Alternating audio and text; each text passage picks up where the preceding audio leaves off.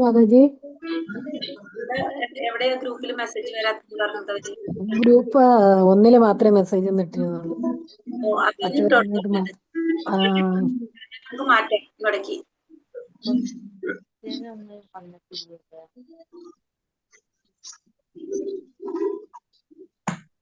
അത് എന്താന്ന് വെച്ചിട്ടുണ്ടെങ്കിൽ 4 ഗ്രൂപ്പ് സോർട്ട് ചെയ്തിട്ട് 2 ഗ്രൂപ്പ് ഒരു ഗ്രൂപ്പ് ആക്കാൻ നോക്കായിരുന്നു. അപ്പൊ അതിന്ന് ഗ്രൂപ്പിൽ നിന്ന് മാറ്റിക്കൊണ്ടിരിക്കുന്നു. അപ്പൊ എല്ലാവരും മാറ്റാൻ വിചാരിച്ചിട്ടുണ്ടായിരുന്നു. അപ്പൊ അതുകൊണ്ട് കഴിഞ്ഞത്. അപ്പൊ ഇന്ന് പോസ്റ്റ് ചെയ്യാം. അപ്പൊ നിങ്ങൾ ആ ഗ്രൂപ്പിൽ നിന്ന് നമ്പർ ഇട്ട് കഴിഞ്ഞാൽ ഇങ്ങോട്ട് മാറ്റിയിടാം എല്ലാവരും. ഒറ്റ ഗ്രൂപ്പ് മതിയല്ലോ. ഇനിയിപ്പോ തന്നെ അപ്പൊ 4 ഗ്രൂപ്പിൽ ഇടേണ്ട ആവശ്യമില്ലല്ലോ നമുക്ക്. ഒന്നെല്ലാവരും ഒന്ന് കഴിഞ്ഞാൽ നമുക്ക് അഡ്ജസ്റ്റ് ചെയ്തിടാം. മാതാജി, ഒരു ഇന്നലത്തെ പോർഷനിൽ ഒരു ഡൗട്ട് ഉണ്ടായിരുന്നു. തൊക്ത ജീവിതം എന്ന് പറഞ്ഞല്ലോ, അത് എന്തുവാണെന്നൊന്ന് പറയാമോ? ഫസ്റ്റ് പറഞ്ഞാൽ മതിയോ? ക്ലാസ് കഴിയുമ്പോൾ മതി കേട്ടോ.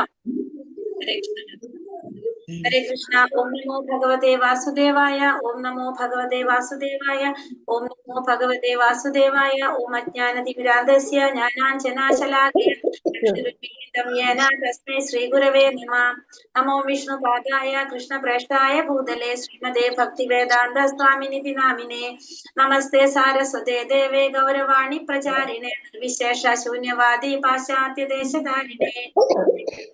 ചൈതന്യ നിത്യാനന്ദ ശ്രീവാസാദി ഗൗര ഭക്തവൃന്ദ. ഹരേ കൃഷ്ണ കൃഷ്ണ കൃഷ്ണ കൃഷ്ണ ഹരേ ഹരേ. ഹരേ രാമ രാമ രാമ ഹരേ ഹരേ. ഹരേ കൃഷ്ണ കൃഷ്ണ കൃഷ്ണ ഹരേ ഹരേ. ഹരേ രാമ രാമ രാമ ഹരേ ഹരേ. ഹരേ കൃഷ്ണ കൃഷ്ണ കൃഷ്ണ ഹരേ ഹരേ. ഹരേ രാമ രാമ രാമ ഹരേ ഹരേ. ഹരേ കൃഷ്ണ. ശ്രീ ശ്രീ രാധാ ഗോവിന്ദ് ടെമ്പിൾ ഇസ്കോൺ ബാംഗ്ലൂരിന്റെ ഭഗവത്ഗീത ക്ലാസ്സിലേക്ക് എല്ലാവർക്കും സ്വാഗതം. ഹരേ കൃഷ്ണ. എല്ലാവർക്കും പ്രണാമം. അധ്യായം 2 രണ്ടാമത്തെ അധ്യായാണ് ഇന്ന് പഠിക്കാൻ പോണത്. രണ്ടാമത്തെ അധ്യായം. ഒന്നാമത്തെ അധ്യായം നമ്മൾ ഇന്നലെ എടുത്തു. ഹരേ കൃഷ്ണ. ഒന്നാമത്തെ അധ്യായത്തിൽ എന്തൊക്കെയാ പറഞ്ഞിട്ടുണ്ടായിരുന്നത്? മാതാജി, ഒരു സംശയമാണ്. നോട്ട് ഇട്ടില്ലായിരുന്നല്ലോ മാതാജി ഇതില് ഇന്നലത്തെ നോട്ട് ക്വസ്റ്റ്യൻ ആൻസർ ആയിട്ടുള്ളത് ശ്ലോകത്തിന്റെ അർത്ഥമൊന്നും ഇട്ടിട്ടില്ലായിരുന്നു. അതിൽ നിന്നാണ് ഞാൻ നോട്ട് എഴുതി എടുക്കുന്നത്. എനിക്ക് അല്ലാതെ പെട്ടെന്ന് എഴുതി എടുക്കാൻ പറ്റത്തില്ല. എനിക്ക് മനസ്സിലായി. ശ്ലോകത്തിന്റെ വിവർത്തനം ഇടുമല്ലോ ഞങ്ങൾ. അതിൽ നിന്നാണ് ക്വസ്റ്റ്യൻ ആൻസർ എടുക്കുന്നത്. അല്ല, അത് ഒന്നാമത്തെ ലെവലിൽ ഇട്ടിരിക്കുന്നത്. അതിൽ നിന്ന് എടുക്കണം നിങ്ങൾ. അല്ലാണ്ട് ഇനി പോസ്റ്റ് ചെയ്യില്ല. അത് ഒന്നാമത്തെ ലെവലിൽ നിങ്ങൾ ഇട്ടിട്ടില്ലേ? ഓ, അതിൽ നിന്നാണ് എടുക്കേണ്ടത്. ആ ശ്ലോകം വിവർത്തനം ഇട്ടെന്നിട്ടുണ്ടല്ലോ ഒന്നാമത്തേല്. അത് എടുത്താൽ മതി കേട്ടോ. കാരണം അല്ലെങ്കിൽ വീണ്ടും അത് പോസ്റ്റ് ചെയ്യുമ്പോ അത് എല്ലാവർക്കും ഇഷ്ടാവില്ല. കാരണം ഓൾറെഡി ഫോണിൽ വന്ന് കിടക്കുന്നുണ്ടോ, പിന്നെ കുറെ ഫയൽ ആവല്ലേ. നമ്മളിലുണ്ട്. ശരി മാതാജി, അത് അറിഞ്ഞൂടായിരുന്നു, അതാണ് ചോദിച്ചത്. ശരി ശരി.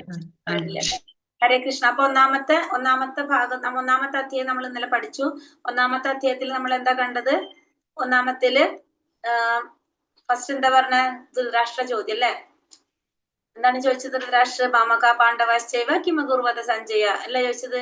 എന്റെ മക്കളും പാണ്ഡവന്റെ മക്കളും എന്ത് ചെയ്തു എന്ന് ആണ് അർജുനനോട്, സഞ്ജയനോട് ആര് ചോദിക്കുന്നത്? ധൃതരാഷ്ട്ര ചോദിക്കുന്നത്. അതിലൂടെയാണ് നമ്മളെ ഭഗവത്ഗീത ശ്ലോകം സ്റ്റാർട്ട് ചെയ്തത്. അത് കഴിഞ്ഞിട്ട് പിന്നെ അർജുനൻ എന്താണ് പറയുന്നത്? അർജുനൻ ആ യുദ്ധത്തില് 2 സൈന്യത്തിന്റെ സെന്ററിൽ കൊണ്ട് തേര് നിർത്താൻ പറയുണ്ടായിരുന്നു. അങ്ങനെ ആ യുദ്ധത്തിൽ ആരൊക്കെയാ വന്നിട്ടുള്ളതെന്നൊക്കെ അർജുനൻ കണ്ടപ്പോ അർജുനന് ഭയങ്കര പ്രയാസായി.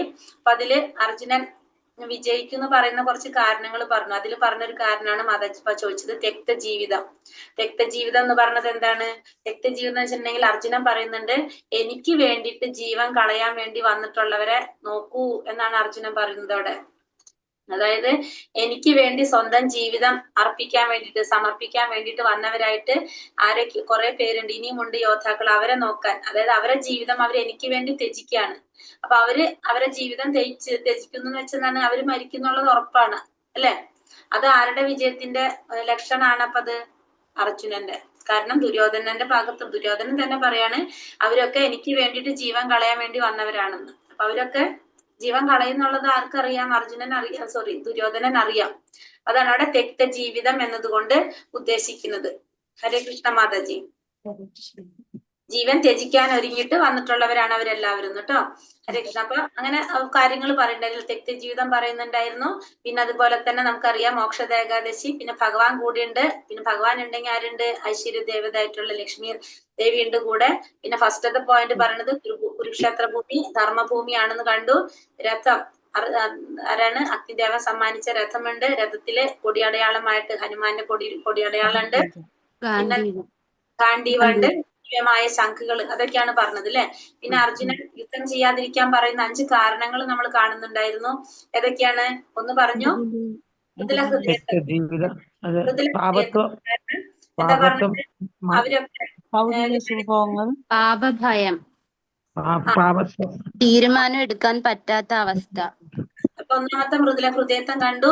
കാരണം അർജുനൻ ചോദിക്കുന്നുണ്ടായിരുന്നു, ഭീഷ്മരും മറ്റേ ആരാണ് ദ്രോണാചാര്യരും ഒക്കെ ഗുരുതുല്യരാണല്ലേ, അപ്പൊ അവരൊക്കെ എങ്ങനെയാണ് വധിക്കാൻ സാധിക്കുക? അവരോടൊക്കെ യുദ്ധം ചെയ്യുന്നത് ശരിയല്ലല്ലോ എന്നൊക്കെ അർജുനൻ ചോദിക്കുന്നുണ്ടായിരുന്നു. അർജുനന്റെ എന്താണ് ആ ഒരു മനോഭാവം അല്ല, അതാണ് നമ്മൾ അവിടെ കണ്ടത്.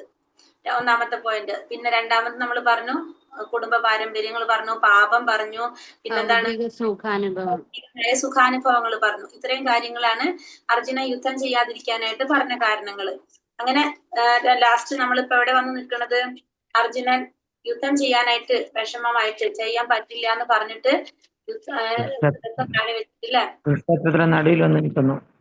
യുദ്ധത്തില് എവിടെയാ നിൽക്കുന്നത് ഇപ്പൊ? അർജുനൻ എവിടെയാ ഇപ്പൊ? അർജുനനും ഭഗവാനും കുരുക്ഷേത്രത്തിന്റെ നടുക്ക്, പാണ്ഡവരുടെയും കൗരവരുടെയും സൈന്യത്തിന്റെ നടുക്ക്. 2 സൈന്യത്തിന്റെ നടുക്ക് നിൽക്കാണ് ഇപ്പൊ. അങ്ങനെയാണ് ഇപ്പൊ നമ്മള് കാണുന്നത്.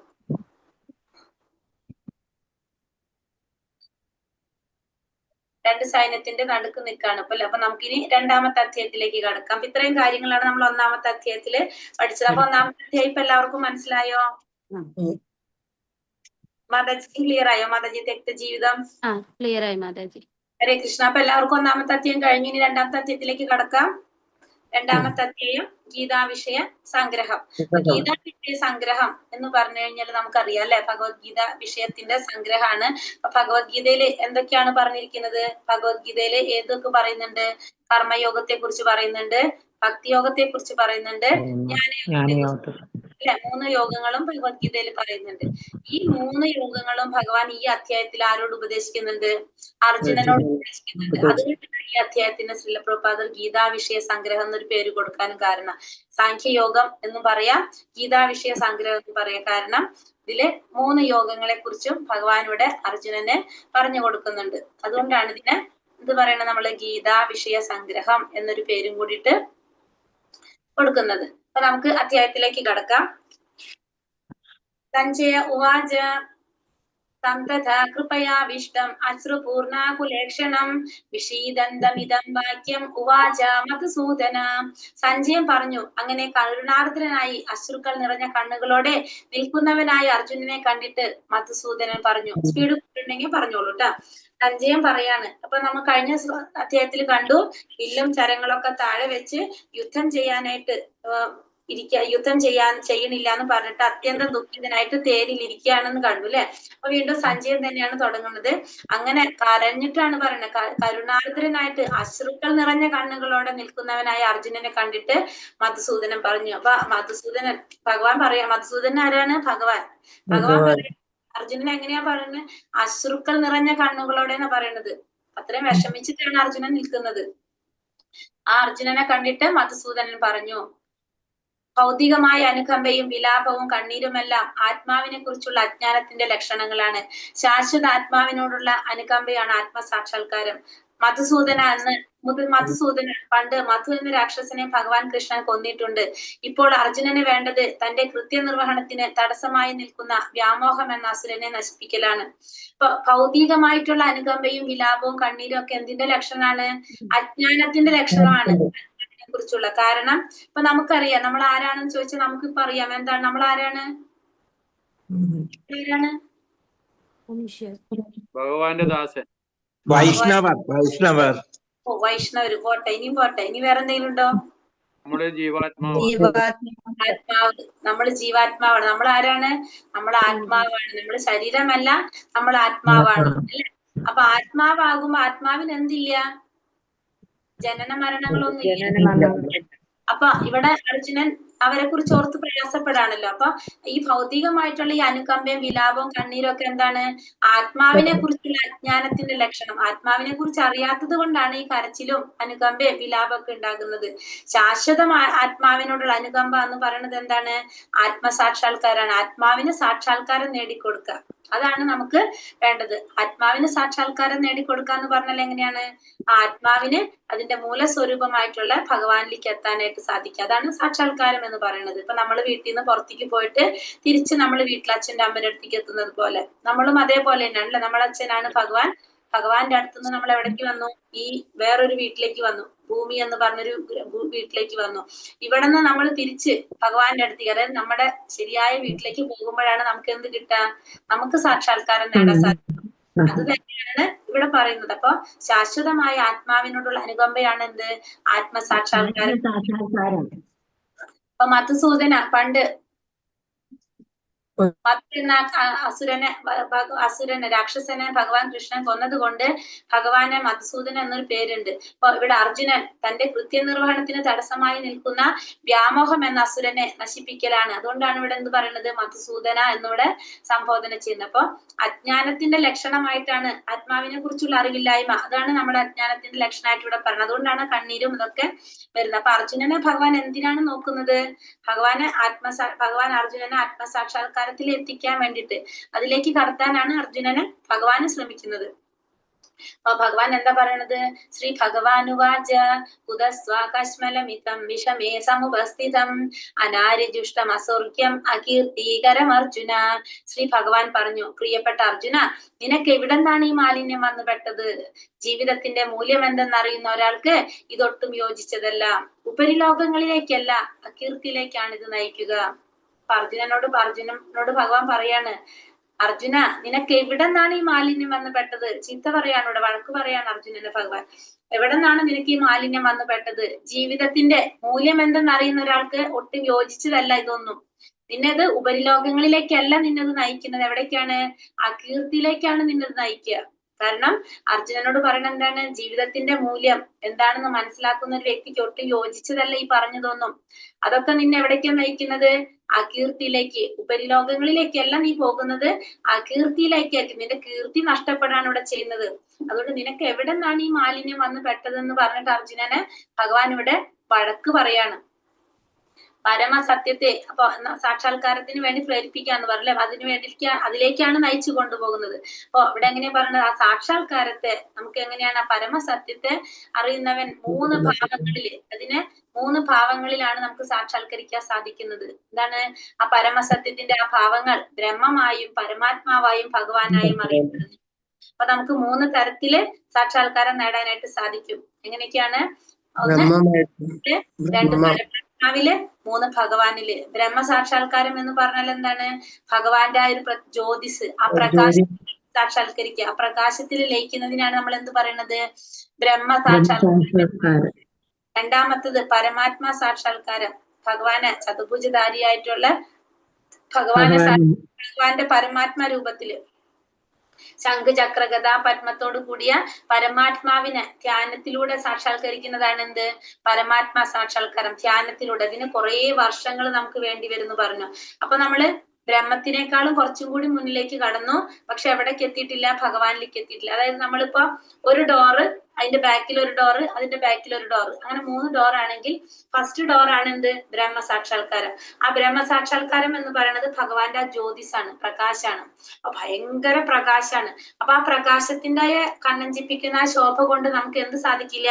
അതിന്റെ പിന്നിലൊന്നും നമുക്ക് കാണാൻ സാധിക്കില്ല, അല്ലെ? ആ പ്രകാശം കൊണ്ട് നമുക്ക് ഒന്നും കാണാൻ സാധിക്കില്ല. എപ്പോഴാണ് നമുക്ക് ആ പ്രകാശത്തിലേക്ക് കടക്കാൻ സാധിക്കുന്നത്? അപ്പോഴാണ് നമുക്ക് അതിന്റെ ബാക്കിൽ നിൽക്കുന്ന പരമാത്മാവിനെ കാണാൻ സാധിക്കുന്നത്, അല്ലല്ലോ? ആ പരമാത്മാവിലേക്ക് കടക്കുമ്പോഴാണ് നമുക്ക് അതിന്റെ പിന്നിൽ ആരെ കാണാൻ സാധിക്കുന്നത്? ഭഗവാനെ കാണാൻ സാധിക്കുന്നത്. അപ്പോ നമ്മള് ക്ഷമയോടെ കാത്തിരുന്ന് നമ്മൾ പോയാൽ മാത്രമേ നമുക്ക് എന്തിലേക്ക് എത്തുന്നുള്ളൂ? ഭഗവത് സാക്ഷാത്കാരത്തിലേക്ക് നമ്മൾ എത്തുന്നുള്ളൂ. ആദ്യം നമ്മൾ ഭഗവാൻ സാക്ഷാത്കാരം കണ്ടു, അതിന്റെ പിന്നിലാണ് പരമാത്മാ സാക്ഷാത്കാരം, അതിന്റെ പിന്നിലാണ് ഭഗവത് സാക്ഷാത്കാരം. അപ്പൊ ഭഗവത് സാക്ഷാത്കാരം എന്ന് പറയുന്നത് ഏറ്റവും ലാസ്റ്റില്, ഏറ്റവും ടോപ്പ് ആയിട്ടുള്ള സാക്ഷാത്കാരമാണ്. അപ്പൊ ബ്രഹ്മ സാക്ഷാത്കാരം എന്ന് പറയുന്നത് ഭഗവാന്റെ ആ ഒരു ജ്യോതിസ്, പ്രകാശം, അതിനാണ് നമ്മൾ എന്ന് പറയുന്നത് ബ്രഹ്മസാക്ഷാത്കാരം എന്ന് പറയുന്നത്. അതിനെ നമുക്ക് സൂര്യപ്രകാശമായിട്ടാണ് കമ്പയർ ചെയ്യുന്നത്. അതായത് നമുക്ക് ആ പ്രകാശം മാത്രമേ കാണുന്നുള്ളൂ, അതിന്റെ ഉറവിടത്തെ കുറിച്ചോ അതിനെ കുറിച്ചോ ഒന്നും നമുക്ക് അറിയാൻ സാധിക്കുന്നില്ല.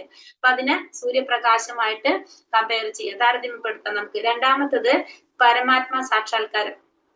എന്താണ്? സൂര്യപ്രകാശത്തിനേക്കാളും കുറച്ചും കൂടി മുന്നിലേക്ക് വന്നു. അതായത് സൂര്യന്റെ ഉപരിതലമായിട്ടാണ് എന്തിനാ പറയുന്നത്? പരമസത്യത്തെ രണ്ടാമത്തെ സാക്ഷാത്കാരം, പരമാത്മാ സാക്ഷാത്കാരത്തെ കുറിച്ച് പറയുന്നത്. പക്ഷെ അതെന്താണ്? കുറെ വർഷങ്ങൾ നമ്മൾ ധ്യാനത്തിലൂടെയാണ് നമുക്ക് ആ സാക്ഷാത്കാരം നേടാനായിട്ട് സാധിക്കുന്നത്. കുറെ ജന്മങ്ങളോ അല്ലെങ്കിൽ വർഷങ്ങളോ നമുക്ക് എടുക്കേണ്ടതായിട്ട് വരും പരമാത്മാ സാക്ഷാത്കാരത്തിന്. മൂന്നാമത്തെയാണ് എന്ത് സാക്ഷാത്കാരം? ഭഗവത് സാക്ഷാത്കാരം. അപ്പൊ ഭഗവത് സാക്ഷാത്കാരം എന്ന് പറയുമ്പോൾ ഭഗവാനെ, സച്ചിദാനന്ദ സ്വരൂപനായിട്ടുള്ള ഭഗവാനെ സാക്ഷാത്കരിക്കുന്നതാണ് എന്ത്? ഭഗവത് സാക്ഷാത്കാരം എന്ന് പറയുന്നത്. അതിന് സൂര്യദേവനായിട്ടാണ് നമ്മൾ താരതമ്യം ചെയ്യുന്നത്. അപ്പൊ എന്താണ്? സൂര്യദേവൻ ഉണ്ടെന്ന് നമുക്ക് അറിയാനായിട്ട് സാധിക്കും.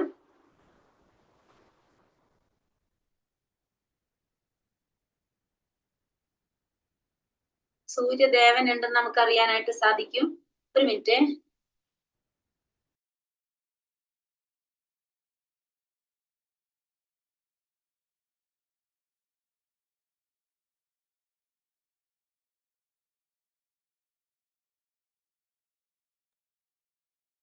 ഹരേ കൃഷ്ണ. അപ്പൊ നമുക്ക് മൂന്നാമത്തെ സാക്ഷാത്കാരം പറയുന്നത് ഭഗവത് സാക്ഷാത്കാരം. അപ്പൊ നമ്മളതിന് സൂര്യദേവനായിട്ട്, അപ്പൊ നമുക്ക് എന്താണ്? ആ ഭഗവാനെ നമുക്ക് സാക്ഷാത്കരിച്ചു കഴിഞ്ഞാല് ഭഗവാനെ നമുക്ക് അറിയാൻ സാധിക്കും, ഭഗവാന് സേവനം ചെയ്യാൻ സാധിക്കും. ഏറ്റവും ശ്രേഷ്ഠമായ സാക്ഷാത്കാരമാണ് എന്ത്? ഭഗവത് സാക്ഷാത്കാരം. അപ്പൊ സൂര്യദേവൻ, ഒരു ദേവനുണ്ട് നമുക്കറിയാം. ആ ദേവനെ നമുക്ക് സാക്ഷാത്കരിക്കാനായിട്ട് സാധിക്കും. അതാണ് എന്ത് സാക്ഷാത്കാരം വരുന്നത്? നമ്മൾ ഈ പറഞ്ഞ ഭഗവത് സാക്ഷാത്കാരം വരുന്നത് അല്ലെ. അപ്പൊ ഇത് 3 ഭാവത്തിൽ നമുക്ക് സാക്ഷാത്കരിക്കാൻ സാധിക്കും. അപ്പൊ നമുക്ക് ഏറ്റവും ശ്രേഷ്ഠമായ സാക്ഷാത്കാരം ഏതാണ് ഇതില്? ഭഗവത് സാക്ഷാത്കാരാണ് ഏറ്റവും ശ്രേഷ്ഠമായിട്ടുള്ളത്. നമുക്ക് ഇനി ആരെ കുറിച്ച് അറിയണം? ആ ഭഗവാനെ കുറിച്ച് നമുക്കറിയാം അല്ലെ. അപ്പൊ ഭഗവാൻ എന്ന് പറഞ്ഞാൽ ആരാണ്? സമ്പത്ത്, ശക്തി, യശസ്, സൗന്ദര്യം, ജ്ഞാനം, ത്യാഗം, ഇത് പരിപൂർണമായി ഉൾക്കൊള്ളുന്ന പരമപുരുഷനാണ് ആര്? ഭഗവാൻ എന്ന് പറയുന്നത്. സമ്പത്ത്, ശക്തി, യശസ്, ജ്ഞാനം, അതുപോലെ തന്നെ ത്യാഗം, സൗന്ദര്യം, ഇതെല്ലാം ഉൾക്കൊള്ളുന്ന, പരിപൂർണമായിട്ട് ആരിലാണ് ഉൾക്കൊള്ളുന്നത്? ആ പരമപുരുഷനെയാണ് നമ്മൾ എന്ത് പറയുന്നത്? ഭഗവാൻ എന്ന് പറയുന്നത്. ഇത് പരാശര മഹർഷി നൽകിയിരിക്കുന്ന നിർവചനമാണ്. ഭഗവാൻ എന്ന വാക്കിന് ഈ 6 ഭഗങ്ങൾ, 6 ഐശ്വര്യങ്ങൾ പൂർണ്ണമായിട്ട് ഉൾക്കൊള്ളുന്നത് ആരാണോ അവരെ നമുക്ക് എന്ത് പറയാം? ഭഗവാൻ എന്ന് പറയാനായിട്ട് സാധിക്കും. അതാണ് ഭഗവത് സാക്ഷാത്കാരം എന്ന് പറയുമ്പോൾ നമുക്ക് ഭഗവാൻ എന്നതിനൊരു ഡെഫിനിഷൻ, ഒരു നിർവചനം കൊടുത്തിരിക്കുന്നത് പരാശര മഹർഷിയാണ്. കുറെ സമ്പത്ത്, ഏറ്റവും കൂടുതൽ ശക്തി, യശസ്, സൗന്ദര്യം, ജ്ഞാനം, ത്യാഗം, ഇത് ഓരോന്നും ഓരോരുത്തിൽ കാണാം. പക്ഷെ ഇതെല്ലാം കൂടിയിട്ട് ഒരുമിച്ച് ആരിൽ മാത്രമേ ഉണ്ടാവുള്ളൂ? ഭഗവാനിൽ മാത്രമേ ഉണ്ടാവുള്ളൂ. അതുകൊണ്ടാണ് നമ്മൾ എന്ത് പറയണത്? ഭഗവാൻ എന്ന വാക്കിന് ഈ ഒരു നിർവചനം കൊടുത്തിരിക്കുന്നത് പരാശര മഹർഷിയാണ് കൊടുത്തിരിക്കുന്നത്. ആരാണത്? വേദവ്യാസന്റെ പിതാവാണ് പരാശര മഹർഷി. ഹരേ കൃഷ്ണ. ഇത്രയും മനസ്സിലായോ എല്ലാവർക്കും? ഹരേ കൃഷ്ണ. മനസ്സിലായി. ക്ലൈബം മാസ്മഗമപാർത്ഥ നൈദത്തയ്യുപപത്യത്തെ ക്ഷുദ്രം ഹൃദയ ദൗർബല്യം തെക്തോ തിഷ്ഠാ പരം തപ. ഹേ പാർത്ഥ, ഇനി എന്താ അർജുനനോട് പറയുന്നത്? ഹേ പാർത്ഥ. പാർത്ഥ എന്ന് വെച്ചാല് പൃഥയുടെ പുത്രൻ. അതുകൊണ്ടാണ് അർജുനനെ പാർത്ഥ എന്ന് വിളിക്കുന്നത്. തരം താണ ഈ ആണത്തമില്ലായ്മയ്ക്ക് അധീനനാകരുത്. നിനക്ക് യോജിക്കുന്നതല്ല ഇത്. ശത്രുക്കളെ ജയിക്കുന്നവനെ, ക്ഷുദ്രമായ ഹൃദയ ദൗർബല്യത്തെ ഉപേക്ഷിച്ച് എഴുന്നേൽക്കൂ. അപ്പോൾ അർജുനനോട് പറയാണ്, എന്താ വഴക്കു പറയാണ് ഇപ്പോഴും അല്ലെ. എന്താ പറയുന്നത്? ഈ ആണത്തമില്ലായ്മയ്ക്ക് നീ അധീനനാകരുത്. നിനക്ക് യോജിക്കുന്നതല്ല ഇതൊന്നും. ശത്രുക്കളെ ജയിക്കുന്നവനെ, ക്ഷുദ്രമായ ഹൃദയ ദൗർബല്യത്തെ ഉപേക്ഷിച്ച് എഴുന്നേൽക്കൂ. ക്ഷുദ്രമായിട്ടുള്ള ഹൃദയ ദൗർബല്യത്തെ ഉപേക്ഷിച്ച് എഴുന്നേൽക്കൂ. ഇതൊന്നും എന്താണ്? നിനക്ക് യോജിക്കുന്നതല്ല ഇതൊന്നും. ഈ ആണത്തമില്ലായ്മയ്ക്ക് നീ അധീനനാകരുതെന്ന് അർജുനനെ ഭഗവാൻ ഇവിടെ വഴക്കു പറയാണ്. പാർത്ഥൻ, അതായത് പൃഥയുടെ കൃഷ്ണന്റെ പിതാവായ വസുദേവരുടെ സഹോദരിയാണ് പൃഥ അഥവാ കുന്തി. കൃഷ്ണനുമായി അർജുനന് രക്തബന്ധമുണ്ട്.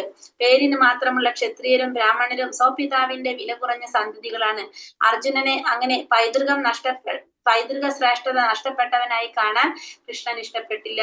അപ്പൊ അർജുനൻ ഇവിടെ പൃഥയുടെ പുത്രനായതുകൊണ്ട് പാർത്ഥ എന്നാണ് പറയുന്നത് അല്ലെ. അപ്പൊ പൃഥ എന്ന് പറയുന്നത് ആരാണ്? കൃഷ്ണന്റെ പിതാവായിട്ടുള്ള വസുദേവരുടെ സഹോദരി ആരാണ്? കുന്തി ദേവിയുടെ മകനാണ് ആര്? അർജുനൻ. അതുകൊണ്ടാണ് ദേവിയുടെ വേറൊരു പേരാണ് പൃഥ. അതുകൊണ്ടാണ് പാർത്ഥൻ എന്ന് പറയുന്നത്. അപ്പൊ അർജുനനും കൃഷ്ണനും തമ്മിൽ എന്ത് ബന്ധമുണ്ട്? സുഹൃത്ത് ബന്ധം മാത്രമല്ല രക്തബന്ധം ഉണ്ട് അല്ലെ? അർജുനൻ കൃഷ്ണന്റെ അച്ഛന്റെ പെങ്ങളുടെ മകനാണ്. അപ്പൊ അതുകൊണ്ട് തന്നെ കൃഷ്ണൻ ഒരിക്കലും എന്താഗ്രഹിക്കുന്നില്ല? അർജുനൻ തരം താണവനായിട്ട്, ശ്രേഷ്ഠത നഷ്ടപ്പെട്ടവനായിട്ട് കാണാൻ അർജുനനെ ആഗ്രഹിക്കുന്നില്ല കൃഷ്ണൻ. അതായത് അർജുനൻ ഒരു ക്ഷത്രിയനാണ്. ക്ഷത്രിയൻ യുദ്ധം ചെയ്യാതിരുന്നാൽ എന്തായിട്ട് മാറും അത്? അപ്പൊ അതൊരു വില കുറഞ്ഞ ഒരു സ്വഭാവമാണല്ലോ വരുന്നത്. കാരണം ഒരു ക്ഷത്രിയന്റെ ധർമ്മം എന്ന് പറഞ്ഞ എന്താണ്? യുദ്ധം ചെയ്യുക എന്നുള്ളതാണ്. അപ്പൊ സ്വന്തം പിതാവിന്റെ വില കുറഞ്ഞ സന്തതികളായിട്ട് മാറാണ് ചെയ്യുക യുദ്ധം ചെയ്തില്ലെങ്കിൽ. അപ്പൊ അങ്ങനെ ആ പൈതൃക ശ്രേഷ്ഠത നഷ്ടപ്പെട്ടവനായിട്ട് അർജുനനെ കാണാനായിട്ട് കൃഷ്ണൻ ആഗ്രഹിക്കുന്നില്ല. അതുകൊണ്ടാണ് അർജുനൻ ഇവിടെ ഇതേ രീതിയിലൊക്കെ ഇവിടെ വഴക്ക് പറയുന്നത്. കഥം ഭീഷ്മമഹം സംഖ്യേ ദ്രോണം ച മധുസൂദന ഇഷൂഭി പ്രതിയോത്സ്യാമി പൂജാർഹാവാരി സൂദന. അർജുനൻ പറഞ്ഞു, ശത്രുനാശകനായ അല്ലയോ മധുസൂദന, പൂജാർഹരായ ഭീഷ്മരെയും ദ്രോണരെയും പോലുള്ളവർക്കെതിരെ ഞാൻ എങ്ങനെ അസ്ത്രങ്ങളാൽ തിരിച്ചടിക്കും? അപ്പൊ അർജുനൻ ചോദിക്കുന്നത് എന്താണ്? ശത്രുനാശകനായ അല്ലയോ മധുസൂദന, പൂജാർഹരായിട്ടുള്ള ഭീഷ്മരും ദ്രോണരും എങ്ങനെയുള്ളവരാണ്? പൂജാർഹരാണ്, പൂജയ്ക്ക് അർഹരായിട്ടുള്ളവരാണ് അവര്. അവരെ പോലുള്ളവരെ ഞാൻ എങ്ങനെയാണ് അസ്ത്രങ്ങൾ കൊണ്ട് തിരിച്ചടിക്കുക? അർജുനന് അതൊന്നും ചിന്തിക്കാൻ പോലും പറ്റുന്നില്ല. ഗുരുജനങ്ങളോട് വാക്സമരത്തിൽ പോലും ഏർപ്പെടരുതെന്നാണ് സാമാന്യ മര്യാദ. തന്റെ പിതാമഹനായ ഉഗ്രസേനനെയോ ഗുരുവായ സാന്ദീപനി മുനിയെയോ എതിർക്കാൻ കൃഷ്ണൻ തുനിയുമോ? ഇവയാണ് അർജുനൻ കൃഷ്ണനോട് ഉന്നയിച്ച ചില വാദമുഖങ്ങൾ. അപ്പൊ അർജുനൻ ഭഗവാനോട് ചോദിക്കുകയാണ്, എങ്ങനെ ഞാൻ ഈ ഗുരുജനങ്ങളോട് അവരോട് എങ്ങനെയാണ് ഞാൻ അവരോട് എതിർക്കുക? കാരണം അവരോട് വാക്സാമർത്ഥ്യത്തിൽ പോലും നമ്മൾ എന്ത് ചെയ്യാൻ പാടില്ല? വാക്സാമരത്തിൽ പോലും അവരായിട്ട് യുദ്ധം ചെയ്യാൻ പാടില്ല. വാക്കുകൊണ്ട് പോലും നമ്മൾ അവരെ എതിർക്കരുതെന്നാ പറയുന്നത്. അതാണ് നമ്മളെ സാമാന്യ മര്യാദയായിട്ട് പറയുന്നത്. അപ്പൊ പിന്നെ എങ്ങനെയാണ് അവരോട് യുദ്ധം ചെയ്യുക? അപ്പൊ അർജുനനോട് ചോദിക്കാണ്, കൃഷ്ണനോട് ചോദിക്കുന്നതാണ്, തന്റെ പിതാമഹനായിട്ടുള്ള ഉഗ്രസേനനെയോ അല്ലെങ്കിൽ ഭഗവാന്റെ ഗുരുവായിട്ടുള്ള സന്ദീപനി മഹർഷിയോടൊക്കെ എതിർക്കാനായിട്ട് കൃഷ്ണൻ ചെയ്യോ എന്ന് ആര് ചോദിക്കാനുണ്ട്? അർജുനൻ ചോദിക്കാൻ. എന്നെ വാദിക്കണം കൃഷ്ണന്റെ അടുത്ത്, അങ്ങനെയൊക്കെ ചെയ്യോ എന്ന്. അപ്പൊ അർജുനൻ ഇവിടെ എന്താണ്? യുദ്ധം ചെയ്യാതിരിക്കാൻ വേണ്ടിയിട്ടാണ് അർജുനൻ നോക്കുന്നത് അല്ലെ? ഗുരു നഹത്വാഹി മഹാനുഭാവാൻ ശ്രേയോ ഭോക്തും പൈഷ്യമപീഹ ലോകേ ഹത്വാർത്ഥകാമാംസ്തു ഗുരുനിഹൈവ പുഞ്ചീയ ഭോഗാൻ രുദ്രപ്രതിഗ്ധാൻ. എന്റെ ഗുരുജനങ്ങളായ മഹാത്മാക്കളുടെ ജീവിതം കൊണ്ട് പന്താടുന്നതിനേക്കാൾ നല്ലത് ഭിക്ഷയാചിച്ച് ഉപജീവിക്കുന്നതാണ്. ലൗകിക നേട്ടങ്ങൾ ആഗ്രഹിക്കുന്നവരെങ്കിലും ഗുരുജനങ്ങളായി അവർ വധിക്കപ്പെടുകയാണെങ്കിൽ നാം ആസ്വദിക്കുന്ന സുഖങ്ങളെല്ലാം രക്തപങ്കിലമായിരിക്കും. അപ്പൊ എന്റെ ഗുരുജനങ്ങളായ മഹാത്മാക്കളുടെ ജീവിതം കൊണ്ട് പന്താടുന്നതിനേക്കാൾ നല്ലത് എന്താണ്? ഭിക്ഷയാചിച്ച് ജീവിതം നടത്തണം. അപ്പൊ ഇത്തരത്തില് ഗുരുജനങ്ങളുടെ ജീവിതം വെച്ചിട്ട്, ഗുരുജനങ്ങൾ മഹാത്മാക്കളായിട്ടുള്ളവരാണ് അവരൊക്കെ, അവരുടെ ജീവിതം വെച്ച് പന്താടുന്നതിനേക്കാൾ നല്ലത് എന്താണ്? ഭിക്ഷയാചിച്ച് അതിനേക്കാളും നല്ലത്. കാരണം അവര് ശരിയായിരിക്കും, ലൗകിക നേട്ടങ്ങളൊക്കെ ആഗ്രഹിക്കുന്നവരായിരിക്കും. പക്ഷെ എന്താണ്? അവര് ഗുരുജനങ്ങളാണല്ലോ. അപ്പൊ അവരെ വധിക്കപ്പെടുകയാണെങ്കിൽ നമ്മൾ ആസ്വദിക്കുന്ന സുഖങ്ങളെല്ലാം എങ്ങനെയാവും? രക്തപങ്കിലമായി പോകും. അതാണ് കാരണം. അവര് ഗുരുജനങ്ങളായതുകൊണ്ട് തന്നെ അവര് ചിലപ്പോ ശരിയായിരിക്കും, ലൗകിക നേട്ടങ്ങൾ ആഗ്രഹിക്കുന്നുണ്ടാകാം. പക്ഷെ ഗുരുജനങ്ങളായതുകൊണ്ട് അവരെ വധിച്ചു കഴിഞ്ഞാൽ എന്താണ്?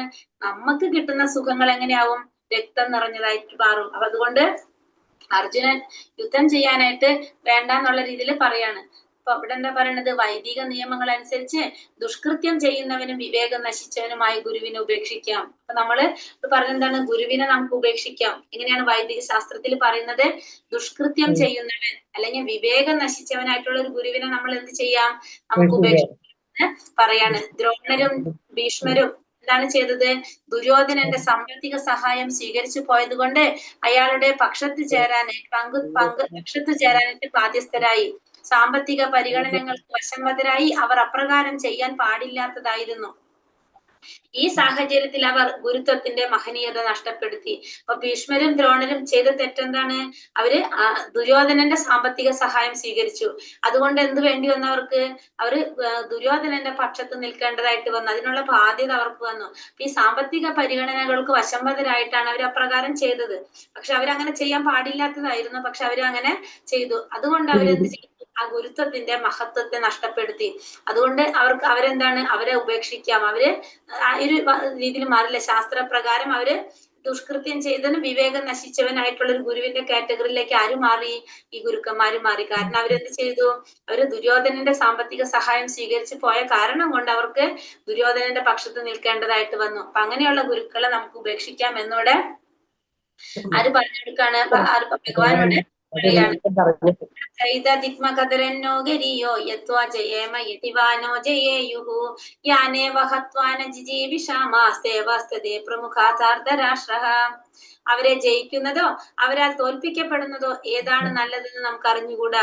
ധൃതരാഷ്ട്രപുത്രന്മാരെ കൊന്നിട്ട് നാം ജീവിച്ചിരുന്നിട്ട് എന്തു കാര്യം? എങ്കിലും അവർ ഇപ്പോൾ ഈ യുദ്ധത്തിനായി നമ്മുടെ മുമ്പാകെ നിൽക്കുന്നു. അപ്പൊ അവരെ ജയിക്കുന്നതാണോ അവരാൽ തോൽപ്പിക്കപ്പെടുന്നതാണോ ഏതാണ് നല്ലതെന്ന് നമുക്ക് അറിഞ്ഞുകൂടാ. അപ്പൊ അവരെ ജയിക്കുന്നതോ അവരാൽ തോൽപ്പിക്കപ്പെടുന്നതോ ഏതാണ് നല്ലതെന്ന് ആർക്ക് മനസ്സിലാകുന്നില്ല? അർജുനന് മനസ്സിലാകുന്നില്ല. അപ്പൊ ഈ ധൃതരാഷ്ട്രപുത്രന്മാരെ കൊന്നിട്ട് നമ്മ ജീവിച്ചിരുന്നിട്ട് ഒരു കാര്യമില്ല. അവരിപ്പോ യുദ്ധത്തിന് വേണ്ടിയിട്ട് നമ്മുടെ മുമ്പിൽ നിൽക്കുകയാണ്. അപ്പൊ അവരെ കൊന്നിട്ട് നമുക്ക് ജീവിച്ചിരുന്നിട്ട് എന്താ കാര്യം? അവരെ കൊന്നു കഴിഞ്ഞാൽ നമുക്ക് രാജ്യമൊക്കെ കിട്ടും. പക്ഷെ ആ രാജ്യം കിട്ടിയിട്ട് നമ്മൾ സുഖിക്കുന്നത് കാണാൻ ആരെങ്കിലും ഉണ്ടാകും? അപ്പൊ അവിടെ ഇല്ല, അല്ലെ? എന്നിട്ട് എന്താ കാര്യം? നമ്മൾ ജീവിച്ചിരുന്നിട്ട് എന്താ കാര്യം? യുദ്ധം മുന്നിൽ വന്ന് നിൽക്കുന്നുണ്ട്, എന്താ കാര്യം എന്നോട് അർജുനൻ ചോദിക്കുകയാണ് ഭഗവാന്റെ അടുത്ത്. അർജുനൻ മഹാനായ ഒരു ഭഗവത് ഭക്തൻ മാത്രമല്ല, അത്യന്തം വിവേകശാലിയും സുനിയന്ത്രിതമായ മനസ്സും ഇന്ദ്രിയങ്ങളും ഉള്ളവനാണെന്നും വ്യക്തമാകുന്നുണ്ട്. അപ്പൊ അർജുനൻ വിവേകശാലിയുമാണ്, നിയന്ത്രിതമായ മനസ്സും ഇന്ദ്രിയങ്ങളും ഉള്ളവനുമാണ്. ഭക്തൻ മാത്രല്ല അർജുനൻ, വിവേകശാലിയാണ്, നിയന്ത്രിതമായ മനസ്സും ഇന്ദ്രിയങ്ങളും ഉള്ളവനുമാണ് ആര്? അർജുനൻ. മാത്രമല്ല അർജുനൻ ആരാണ്? രാജകുടുംബത്തിൽ ജന്മം നേടിയവനാണ്. പക്ഷെ എന്നിട്ട് പോലും അർജുനൻ എന്താ പറയണത്? ഭിക്ഷാടനം ചെയ്ത് ജീവിച്ചു കൊള്ളാന്നാണ് അർജുനൻ പറയുന്നത്. അപ്പൊ അർജുനന്റെ ആ ഒരു നിസ്സംഗത, കാരണം എങ്കിൽ പോലും അർജുനൻ എന്താ ആഗ്രഹിക്കുന്നില്ല? ഗുരുജനങ്ങളായിട്ടൊന്ന് യുദ്ധം ചെയ്യാൻ അർജുനൻ ആഗ്രഹിക്കുന്നില്ല. തന്റെ ആത്മീയ ഗുരുവായ കൃഷ്ണന്റെ നിർദ്ദേശങ്ങളിലുള്ള ദൃഢവിശ്വാസവും സ്വതസിദ്ധമായ ഗുണവിശേഷങ്ങളും കൂടിച്ചേർന്നപ്പോൾ അദ്ദേഹത്തിന്റെ ധർമ്മിഷ്ഠതയ്ക്ക് മാറ്റി കൂടുന്നു. അപ്പൊ അതുകൊണ്ട് തന്നെ അവരായിട്ടൊന്ന് യുദ്ധം ചെയ്യാൻ അർജുനൻ ആഗ്രഹിക്കുന്നില്ല. അപ്പൊ ഒരു ഭഗവാന്റെ ആത്മീയ ഗുരുവായിട്ടുള്ള ഭഗവാന്റെ നിർദ്ദേശങ്ങളിലുള്ള ദൃഢവിശ്വാസവും പിന്നെ ഗുണവിശേഷങ്ങൾ സ്വതസിദ്ധമായിട്ട് അർജുനന് കുറെ വിശേഷ ഗുണങ്ങളുണ്ട്. ഇതൊക്കെ കൂടിച്ചേരുമ്പോ അർജുനൻ എങ്ങനെയാണ്? അർജുനന്റെ ധർമ്മിഷ്ഠതയ്ക്ക് മാറ്റുകൂടാണ് ഇവിടെ. അർജുനൻ മോക്ഷപ്രാപ്തിക്ക് സർവ്വതാ യോഗ്യനാണെന്ന് ഇതിൽ നിന്നും വ്യക്തമാക്കുന്നു. അപ്പൊ അർജുനൻ മോക്ഷപ്രാപ്തിക്ക് യോഗ്യനാണ്. ഇവിടെ ഹരേ കൃഷ്ണ. കാർപ്പണ്യദോഷോപഹത സ്വഭാവഃ പൃച്ഛാമി ത്വാം ധർമ്മ സമ്മൂഢചേതഃ യശ്രേയസാ നിശ്ചിതം ബ്രൂഹി തന്മേ ശിഷ്യസ്തേഹം ശാധി മാം ത്വാം പ്രപന്നം. ദൗർബല്യം കൊണ്ട് ആത്മനിയന്ത്രണം നഷ്ടപ്പെട്ട എനിക്ക് കൃത്യനിർവഹണത്തെ പറ്റി ഒന്നും വ്യക്തമാകുന്നില്ല. ഈ അവസ്ഥയിൽ എനിക്ക് എന്താണ് യോജിച്ചതെന്ന് പറഞ്ഞു തരണം. ഞാൻ ഇപ്പോൾ അങ്ങയെ ശരണം പ്രാപിച്ച ശിഷ്യനാണ്, ദയവായി ഉപദേശം തന്നാലും. അപ്പൊ ദൗർബല്യം കൊണ്ട് ആത്മനിയന്ത്രണം നഷ്ടപ്പെട്ടു എനിക്ക് എന്താണ് ചെയ്യേണ്ടതെന്ന് എനിക്ക് മനസ്സിലാക്കാനായിട്ട് സാധിക്കുന്നില്ല. അതുകൊണ്ട് കൃത്യനിർവഹണത്തെ പറ്റി ഒന്നും എനിക്ക് വ്യക്തമാകുന്നില്ല. ഈ അവസ്ഥയിൽ എനിക്ക് എന്താണ് യോജിച്ചതെന്ന് പറഞ്ഞു തരണം. ഞാനിപ്പോ അങ്ങയെ ശരണം പ്രാപിച്ച ശിഷ്യനാണ്, ദയവായി ഉപദേശം തന്നാലും. ഇപ്പൊ ഇവിടെ അർജുനൻ നമുക്ക് എന്താ കാണിച്ചു തരുന്നത്? ദൗർബല്യം കൊണ്ട് ആത്മനിയന്ത്രണം നഷ്ടപ്പെട്ടിട്ടുള്ള ഒരു അവസ്ഥയിലാണ് അർജുനൻ. തന്റെ കൃത്യനിർവഹണത്തെ പറ്റി ഒന്നും അർജുനന് മനസ്സിലാകുന്നില്ല. അത് നമുക്ക് എല്ലാവർക്കും നമ്മുടെ ജീവിതത്തിൽ ഇതേപോലത്തെ സന്ദർഭങ്ങൾ വരാം. അപ്പൊ അർജുനനെ സംബന്ധിച്ച് പറയുകയാണെങ്കിൽ ദ്രോണാചാര്യര്, അതുപോലെ തന്നെ ഭീഷ്മർ, ഇവരൊക്കെ എന്താണ് ചെറിയ പ്രായത്തിൽ തൊട്ട് എടുത്ത് വളർത്തി വലുതാക്കി കൊണ്ടുവന്നതാണ് ഇവരൊക്കെ, അല്ലെ? ദ്രോണാചാര്യരുടെ ഏറ്റവും പ്രിയപ്പെട്ട ശിഷ്യനായിരുന്നു ആര്? അർജുനൻ ശിഷ്യനാണ്. അപ്പൊ ആ പ്രിയപ്പെട്ട ശിഷ്യനോട് മറ്റുള്ളവർ ശിഷ്യന്മാരിലുള്ളവരിലേക്കാളും കൂടുതൽ സ്നേഹവും ഒക്കെ ആര് കാണിച്ചിരുന്നു? ഗുരു കാണിച്ചിരുന്നു. ആ ഗുരുവിനെയാണ് ഇപ്പൊ ആര് വധിക്കേണ്ടി വരുന്നത്? അർജുനൻ. അർജുനനെ ഒരിക്കലും ചിന്തിക്കാൻ പോലും പറ്റാത്തൊരു കാര്യമാണ്. ഇപ്പൊ നമ്മളായാലും ആ ഒരു മാനസികാവസ്ഥയിൽ ഇങ്ങനെ തന്നെയായിരിക്കും, അല്ലെ? കാരണം നമ്മളോട് അത്രയും പ്രിയപ്പെട്ട, നമ്മളോട് അത്രയും സ്നേഹം, മറ്റുള്ളവരെക്കാളും സ്നേഹം കാണിച്ച ഒരു വ്യക്തിയെ നമ്മൾ വധിക്കാന്ന് പറഞ്ഞു കഴിഞ്ഞാൽ നമുക്കത് ചിന്തിക്കാൻ പോലും പറ്റുന്നില്ല. ആ ഒരു അവസ്ഥയിലാണ് ഇപ്പൊ ആര് നിൽക്കുന്നത്? അർജുനൻ നിൽക്കുന്നത്. അപ്പൊ അങ്ങനെ ഒരു സമയത്ത് അർജുനന് തന്റെ കൃത്യനിർവഹണത്തെ പറ്റി എന്താ ചെയ്യേണ്ടതെന്ന് മനസ്സിലാക്കാത്തൊരവസ്ഥ. ഇതേപോലത്തെ സിറ്റുവേഷൻ വരുമ്പോ നമുക്ക് എന്താണ് വേണ്ടത്? നമുക്ക് ശരിയായൊരു മാർഗം കാണിച്ചു തരാനായിട്ട് നമുക്ക് ആരുടെ സഹായമാണ് അവിടെ ഒരു ഗുരുവിന്റെ സഹായം. അപ്പൊ ആ ഒരു ഗുരുവിലൂടെ, അതായത് ഗുരു എന്ന് പറയുമ്പോൾ നമ്മൾ പറഞ്ഞില്ല, ഗുരുവിലൂടെ ആയിരിക്കണം നമ്മൾ എന്ത് അറിയേണ്ടത്? ആ ശരിയായ മാർഗം നമുക്ക് അറിയേണ്ടത്. അതിന് നമ്മൾ എന്ത് ചെയ്യണം? നമ്മൾ സ്വയം തീരുമാനമെടുക്കാതെ നമ്മൾ എന്ത് ചെയ്യണം? അങ്ങനത്തെ സിറ്റുവേഷനിൽ നമുക്ക് അത്രയും പ്രിയപ്പെട്ട് നമ്മളെ കുറിച്ച് അത്രയും നന്നായിട്ട് മനസ്സിലാക്കുന്ന ശരിയായ രീതിയിൽ മാർഗനിർദ്ദേശം നൽകാൻ കഴിയുമെന്ന് ഉറപ്പുള്ള ഒരു വ്യക്തിയുടെ നിർദ്ദേശം നമ്മൾ സ്വീകരിക്കേണ്ടതാണ്. ഇവിടെ ആരെയാണ് സ്വീകരിക്കുന്നത്? ഭഗവാനെയാണ് സ്വീകരിക്കുന്നത്. ജീവിത ലക്ഷ്യം നിറവേറ്റാൻ ഉതകുന്ന വഴി കാട്ടിത്തരാൻ കഴിവുള്ള വിശ്വാസനായ ഒരു ആധ്യാത്മിക ഗുരുവിനെ സമീപിക്കേണ്ടതാണ്. ആത്മസാക്ഷാത്കാരത്തിന്റെ ശാസ്ത്രം അറിയാതെ മനുഷ്യൻ എന്ന നിലയിൽ ജീവിത പ്രശ്നങ്ങളെ പരിഹരിക്കാതെ പട്ടികളെയും പൂച്ചകളെയും പോലെ ഈ ലോകം ത്യജിക്കുന്നവൻ കൃപണനാണ്. ഭൗതിക ജീവിത വീക്ഷണത്തോടെ സ്വന്തം കുടുംബം, സമൂഹം, രാജ്യം എന്നിവയിൽ ആവശ്യത്തിലധികം സ്നേഹം പുലർത്തിക്കൊണ്ട് സമയം പാഴാക്കുന്നവനാണ് കൃപണൻ. സൗഹൃദ സംഭാഷണങ്ങൾ നിർത്തി അർജുനൻ ശിഷ്യൻ എന്ന നിലയിൽ കൃഷ്ണനെ സ്വയം സമർപ്പിക്കുന്നു.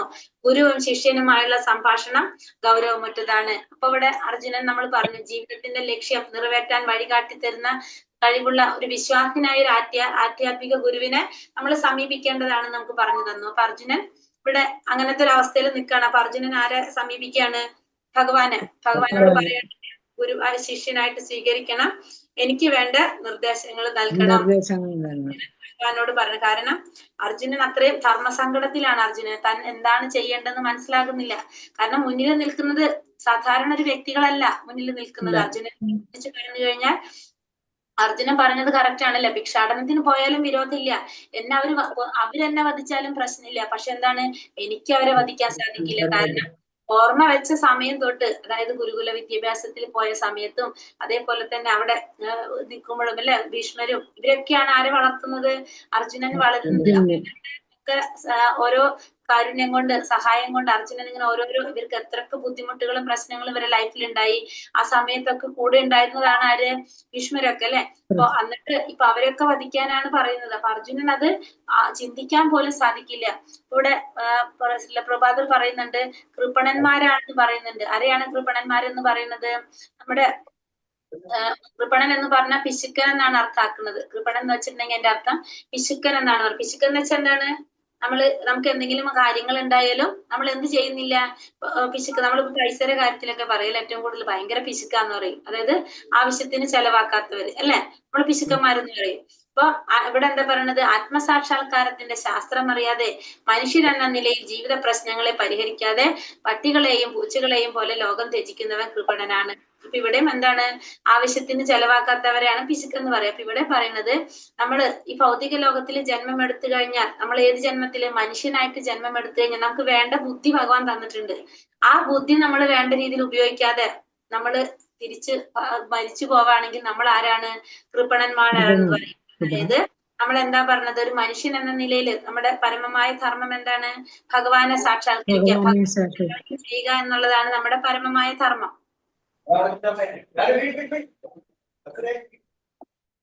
ഹരേ കൃഷ്ണ. മ്യൂട്ടിൽ ഇരുന്നോളൂ എല്ലാവരും, ആരും ഓൺ ആക്കണ്ട. ഇപ്പൊ എന്താ പറയുന്നത്? പരമമായ നമ്മുടെ ധർമ്മം എന്ന് പറയുന്നത് ഭഗവത് സാക്ഷാത്കാരം, ഭഗവാനെ സേവിക്കുക എന്നുള്ളതാണ് നമ്മുടെ പരമമായ ധർമ്മം. ഭഗവാനെ സേവിക്കുക. അത് നമുക്ക് ചെയ്യാതെ, നമ്മുടെ ജീവിതത്തില് അത് നമ്മൾ ചെയ്യാതെ, മനുഷ്യൻ എന്ന നിലയിൽ നമ്മുടെ പ്രശ്നങ്ങളൊന്നും പരിഹരിക്കാതെ നമ്മൾ പട്ടികളെയും പൂച്ചകളെയും പോലെ തന്നെ നമ്മളും ഭഗവാനെ കുറിച്ച് അറിയാതെ നമ്മളെ ജീവിതം ത്യജിക്കുകയാണെങ്കിൽ നമ്മൾ ആരാണ്? കൃപണന്മാരാണ്, പിശുക്കന്മാരാണ്. നമുക്ക് കിട്ടിയ സമയം നമ്മൾ ഉപയോഗിച്ചില്ലെങ്കിൽ നമ്മൾ ആരാണത്? കൃപണന്മാരാണെന്ന് പറയാം. അതായത് നമ്മൾ മനുഷ്യനായിട്ട് ജന്മം എടുത്തു, അപ്പൊ നമ്മൾ എന്താ ചെയ്യേണ്ടത്? ഭഗവാന് സേവനം ചെയ്യുക എന്നുള്ളതാണ് നമ്മുടെ പരമമായ ധർമ്മം. പക്ഷെ അതൊന്നും നമ്മൾ ചെയ്യുന്നില്ല. നമ്മുടെ ജീവിത പ്രശ്നങ്ങളൊന്നും പരിഹരിക്കാതെ നമ്മള് മരിച്ചുപോയി. ആരെപ്പോലെ തന്നെയാവും അപ്പൊ പട്ടികളും പൂച്ചകളും പോയി. അവരും എങ്ങനെയാണ്? അവരും ജന്മം എടുക്കും, അവർക്ക് കുടുംബം ഉണ്ടാവും, അവർക്ക് കുട്ടികൾ ഉണ്ടാവും, അവരും ഭക്ഷണം കഴിക്കും, അവരും കിടന്നുറങ്ങും. അങ്ങനെയാണ് അവരും ജീവിക്കുന്നത്, നമ്മളും ജീവിക്കുന്നത്. ഭഗവാനെ കുറിച്ച് അറിയുന്നില്ല, ഭഗവാന്റെ സേവനം ചെയ്യുന്നില്ല. എങ്ങനെയാണ്? അവരൊക്കെ അങ്ങനെയാണല്ലോ. അതേപോലെ തന്നെയാണ് നമ്മളും ചെയ്യുന്നതെങ്കിൽ നമ്മളും അവരും തമ്മിൽ ഒരു വ്യത്യാസവും ഇല്ല. അങ്ങനെ ജീവിതം ത്യജിക്കുന്നവരാരാണ്? കൃപണന്മാരാണെന്ന് പറയാണ്. പിന്നെ അതുപോലെ തന്നെ രണ്ടാമത് പറയുന്നത് എന്താണ്? ഭൗതികമായിട്ടുള്ള ജീവിത വീക്ഷണത്തോടെ സ്വന്തം കുടുംബം, സമൂഹം, രാജ്യം എന്നിവയിൽ ആവശ്യത്തിലധികം സ്നേഹം പുലർത്തിക്കൊണ്ട് സമയം പാഴാക്കുന്നവന്മാരാണ്? കൃപണന്മാരാണ്. പിന്നെ ഭൗതികമായിട്ടുള്ള ജീവിതത്തിന്റെ വീക്ഷണത്തോടെ, നമ്മൾ ഭൗതികമായ സുഖങ്ങൾക്ക് വേണ്ടിയിട്ട് സ്വന്തം കുടുംബം, സമൂഹം, രാജ്യം എന്നിവയിൽ ആവശ്യത്തിലധികം സ്നേഹം പുലർത്തുക. അപ്പൊ നമ്മുടെ സമയം മുഴുവനും നമ്മൾ എന്തിനു മാത്രം ചെലവാക്കുക? ഭൗതികമായിട്ടുള്ള കാര്യങ്ങൾക്ക് വേണ്ടി മാത്രം ചെലവാക്കിക്കൊണ്ട് സമയം കളഞ്ഞാലും അവരും ആര് തന്നെയാണ്? കൃപണന്മാരാണെന്ന് പറയും. അപ്പൊ കൃപണൻ എന്ന് പറഞ്ഞാൽ പിശുക്കെന്നാണ് അർത്ഥാക്കുന്നത്. ആ മനുഷ്യ ജീവിതം നമുക്ക് കിട്ടിയിട്ടും നമ്മളത് ശരിയായ രീതിയിൽ നമ്മൾ ഉപയോഗിക്കുന്നില്ലെങ്കിൽ നമ്മുടെ ജീവിത പ്രശ്നങ്ങളെ പരിഹരിക്കാൻ വേണ്ടിയിട്ട്, നമ്മുടെ ജീവിതത്തിലെ പ്രശ്നം എന്താണ്? സാക്ഷാത്കാരം നേടാത്തതാണ് നമ്മുടെ പ്രശ്നം. അത് നമ്മൾ ചെയ്യുന്നില്ലെങ്കിൽ നമ്മളും ആരെ പോലെയാണ്? പട്ടികളെയും പൂച്ചകളെയും പോലെ ജീവിതം ത്യജിക്കുന്നവരാണെന്ന്, ലോകം ത്യജിക്കുന്നവരാണെന്ന് പറയാം. അങ്ങനെയുള്ളവരെ കൃപണന്മാരെന്ന് പറയാനായിട്ട് സാധിക്കും. മനസ്സിലായോ പറഞ്ഞത്? ഹരേ കൃഷ്ണ. മനസ്സിലായി. നഹി പ്രപഞ്ചോഗമുച്ചോഷണം ഇന്ദ്രിയാണാം അവാപ്യ രാജ്യം സുരാണാധിപത്യം. ഇന്ദ്രിയങ്ങളെ അലട്ടുന്ന ഈ ദുഃഖത്തെ ശമിപ്പിക്കാൻ ഒരു ഉപായവും ഞാൻ കാണുന്നില്ല.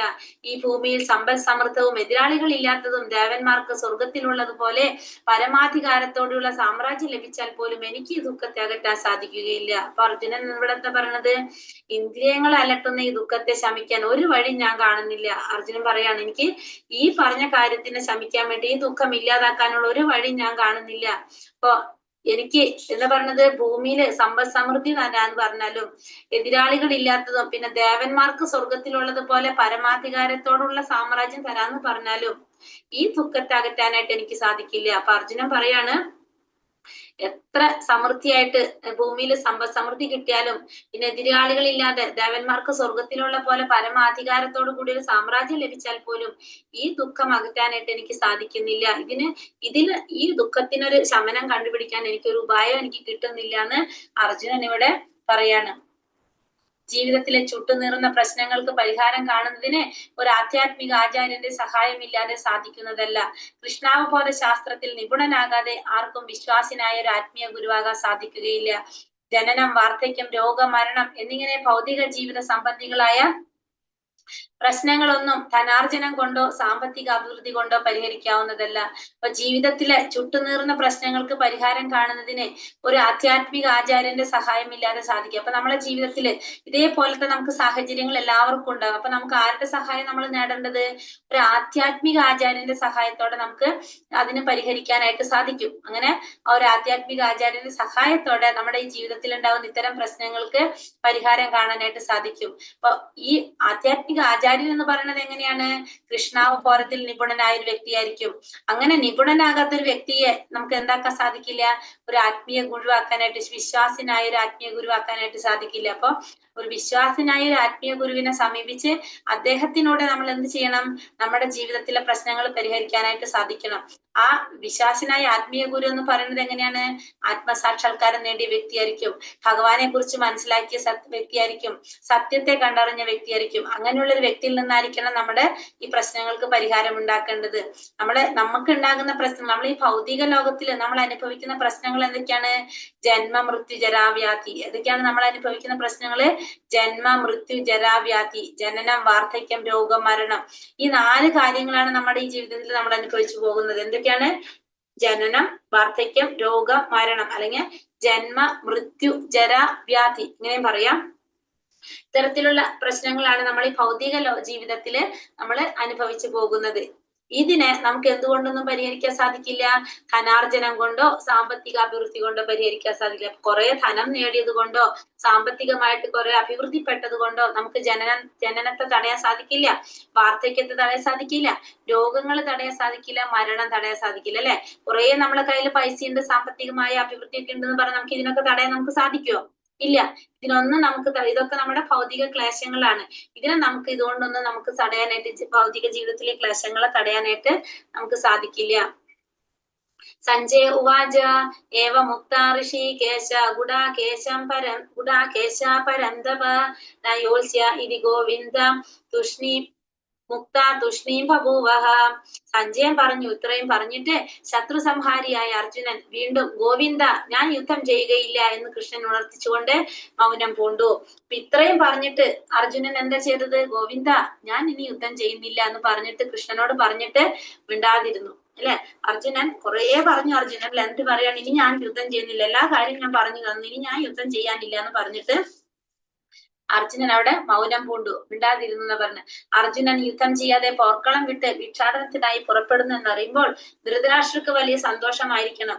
എന്നാൽ സഞ്ജയൻ അദ്ദേഹത്തെ പരന്തപ എന്ന പദപ്രയോഗം കൊണ്ട് നിരാശപ്പെടുത്തി. അപ്പൊ അർജുന യുദ്ധം ചെയ്യണില്ല എന്ന് പറഞ്ഞിരിക്കുമ്പോ ആർക്കാണ് ഏറ്റവും സന്തോഷം ഉണ്ടാകുക? ധൃതരാഷ്ട്രക്കും ദുര്യോധനും ഒക്കെ അല്ലെ, അവർക്ക് ഭയങ്കര സന്തോഷമായിരിക്കും. അപ്പൊ ധൃതരാഷ്ട്രോട് ഇപ്പൊ സഞ്ജയൻ പറഞ്ഞുകൊണ്ടിരിക്കുകയാണ്, അതുകൊണ്ട് ധൃതരാഷ്ട്രക്ക് ഭയങ്കര സന്തോഷം ഉണ്ടായിരിക്കും അർജുന യുദ്ധം ചെയ്യണില്ല എന്ന് പറഞ്ഞപ്പോ. പക്ഷെ ഇവിടെ സഞ്ജയൻ എന്ത് ചെയ്തു? അദ്ദേഹത്തെ പരന്തപ, ശത്രുക്കളെ സംഹരിക്കാൻ കഴിവുള്ളവൻ എന്ന പദപ്രയോഗം കൊണ്ട് അവിടെ അവരെ നിരാശപ്പെടുത്താണ് ചെയ്യുന്നത്. അപ്പൊ അർജുനനെ യുദ്ധം ചെയ്യണില്ല എന്ന് പറയുമ്പോൾ പരന്തപ എന്നാ പറയുന്നത്. കാരണം അർജുനൻ ആരാണ്? ശത്രുക്കളെ സംഹരിക്കാൻ കഴിവുള്ളവൻ എന്ന വാക്കുകൊണ്ടാണ് അദ്ദേഹത്തെ നിരാശപ്പെടുത്തുന്നത്. തമുവാച ഋഷികേശ പ്രഹസന്നിവ ഭാരത സേനയോരൂപയോർമധ്യേ വിഷീദന്തമിതം വചഃ. അല്ലയോ ഭാരത, അപ്പോൾ ഇരു സൈന്യങ്ങളുടെയും നടുവിൽ വെച്ച് മന്ദഹാസത്തോടെ കൃഷ്ണൻ ദുഃഖിതനായ അർജുനനോട് പറഞ്ഞു. ഇപ്പൊ രണ്ട് സൈന്യത്തിന്റെ നടുവിൽ വെച്ചിട്ട് മന്ദഹാസത്തോടെ കൃഷ്ണൻ ദുഃഖിതനായ അർജുനനോട് പറഞ്ഞു. അപ്പൊ അർജുനന്റെ ഇത്തരത്തിലുള്ള പ്രവൃത്തികളൊക്കെ കണ്ടിട്ട് ഭഗവാൻ എന്താ വരുന്നത്? മന്ദഹാസം, ചിരി വരാണ് അല്ലെ. ഗുരുവായിട്ട് സ്വീകരിച്ചു, പിന്നെ കുറെ ഓരോ കാര്യങ്ങൾ ഇങ്ങനെ പറഞ്ഞുകൊണ്ടിരിക്കുകയാണ്. അപ്പൊ അർജുനന്റെ ഈ സംസാരമൊക്കെ കേട്ട് ഗുരുവായിട്ട് സ്വീകരിച്ചതും ഇത്തരത്തിൽ ഇപ്പൊ കുറെ പറഞ്ഞു, കഴിഞ്ഞ ശ്ലോകത്തിലൊക്കെ പറഞ്ഞിട്ടുണ്ടായിരുന്നു ഓരോന്ന് അല്ലെ. അതൊക്കെ പറയുന്നത് കേട്ടപ്പോ അർജുനനെ അവന്റെ ഈ മനോഭാവം കണ്ടിട്ട് ഭഗവാൻ എന്താണ്? ചിരിയാണ് വരുന്നത്. അപ്പൊ ഭഗവാൻ എന്താ പറയുന്നത്? അതിനു മുന്നേ സുഹൃത്തുക്കളാൽ ഇരുവരും ഒരേ നിലയിലുള്ളവരാണ്. ഒരാൾ സ്വമേധയാ മറ്റേയാളിന്റെ ശിഷ്യനായി, സ്നേഹിതൻ ശിഷ്യനായതോർത്താണ് കൃഷ്ണൻ മന്ദഹസിച്ചത്. രണ്ടുപേരും സുഹൃത്തുക്കളാണ്, അപ്പൊ രണ്ടുപേരും ഒരേ ലെവലിലുള്ളവരാണ്. പക്ഷെ എന്നിട്ട് എന്താന്ന്, ഒരു സുഹൃത്ത് മറ്റേ സുഹൃത്തിന്റെ ശിഷ്യനായിട്ട് മാറി. അപ്പൊ സ്നേഹിതൻ ശിഷ്യനായതോർത്തിട്ട് ഭഗവാൻ മന്ദഹസിക്കാണ്. ഗുരുവായി സ്വീകരിച്ചപ്പോൾ ഉടൻ തന്നെ തന്റെ ഗുരുസ്ഥാനം സ്വീകരിക്കുകയും ആചാര്യൻ ശിഷ്യനോടെന്ന പോലെ ഗാംഭീര്യത്തോടെ യഥാവിധി സംസാരിക്കുകയും ചെയ്യുന്നു. ഇവിടെ ഗുരുവായിട്ട് സ്വീകരിച്ചപ്പോ എന്താണ്? അർജുനന്റെ ആ ഗുരുസ്ഥാനം ഭഗവാൻ വളരെ ഗാംഭീര്യത്തോടു കൂടി എന്താ പറയാ സ്വീകരിച്ച് ഗാംഭീര്യത്തോടുകൂടി സംസാരിക്കുകയാണ് ചെയ്യുന്നത്. ഗുരുസ്ഥാനം സ്വീകരിച്ച് ഗാംഭീര്യത്തോടു കൂടി യഥാവിധി സംസാരിക്കാനായിട്ട് തുടങ്ങാണ് ഇവിടെ. ഫസ്റ്റ് എന്താ പറയണത്? അശോചാനന്യ ശോചസ്തം പ്രജ്ഞവാദാംശ ഭാഷസേ ഗതാം സൂഞ്ച നാനുശോചന്തി പണ്ഡിതാഃ. ഭഗവാൻ പറഞ്ഞു, നീ ബുദ്ധിമാന്മാരെ പോലെ സംസാരിക്കുന്നുവെങ്കിലും ആവശ്യമില്ലാത്തവയെ ചൊല്ലി ദുഃഖിക്കുകയും ചെയ്യുന്നു. ബുദ്ധിമാന്മാർ ജീവിച്ചിരിക്കുന്നവരെ ചൊല്ലിയാകട്ടെ മരിച്ചവരെ ചൊല്ലിയാകട്ടെ വിലപിക്കാറില്ല. ഇവിടെ ഭഗവാൻ എന്താ പറയണത്? നീ ബുദ്ധിമാന്മാരെ പോലെ സംസാരിക്കുന്നുണ്ട്, എങ്കിലും പിന്നെന്ത് ചെയ്യുന്നുണ്ട്? ആവശ്യമില്ലാത്തവയെ പറ്റി ദുഃഖിക്കുകയും ചെയ്യുന്നു. അപ്പൊ നിന്റെ സംസാരം കേട്ട എന്താ തോന്നാ? നീ ബുദ്ധിമാനാണെന്ന് തോന്നുന്നു. പക്ഷെ നീ എന്താണ്? ആവശ്യമില്ലാത്ത കാര്യങ്ങളെ കുറിച്ച് നീ ദുഃഖിക്കുകയും ചെയ്യുന്നുണ്ട്. ബുദ്ധിമാന്മാർ എങ്ങനെയായിരിക്കും? ജീവിച്ചിരിക്കുന്നവരെ കുറിച്ചോ മരിച്ചവരെ കുറിച്ചോ വിലപിക്കാറില്ല. അർജുനനോട് പറയാണ്, നീ ബുദ്ധിമാന്മാരെ പോലെ സംസാരിക്കുന്നുണ്ട്, പക്ഷെ നീ ആവശ്യമില്ലാത്ത കാര്യങ്ങളെ കുറിച്ച് ചിന്തിച്ച് ദുഃഖിക്കുന്നുണ്ട്. ബുദ്ധിമാന്മാരൊരിക്കലും ജീവിച്ചിരിക്കുന്നവരെ കുറിച്ചോ മരിച്ചവരെ കുറിച്ചോ വിലപിക്കാറില്ല. ബുദ്ധിമാൻ എന്ന് പറയുന്നത് ആരെയാണ് ഇവിടെ ഉദ്ദേശിക്കുന്നത്?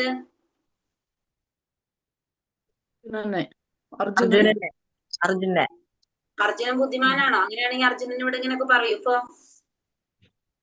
ജീവിച്ചിരിക്കുന്നവരെയോ മരിച്ചവരെ കുറിച്ച് ചിന്തിക്കാത്ത ആൾക്കാര്, അതായത് ഭഗവാനെ കുറിച്ച് തത്വത്തിൽ മനസ്സിലാക്കിയത്. ബുദ്ധിമാൻ എന്ന് പറയുന്നത് ആരാണ്? ആത്മാവും ശരീരവും തമ്മിലുള്ള വ്യത്യാസം മനസ്സിലായത്. താൻ ശരീരമാണ്, അല്ല ശരീരമല്ല, താൻ ആത്മാവാണെന്ന് മനസ്സിലാക്കിയവരാണ് ആര്?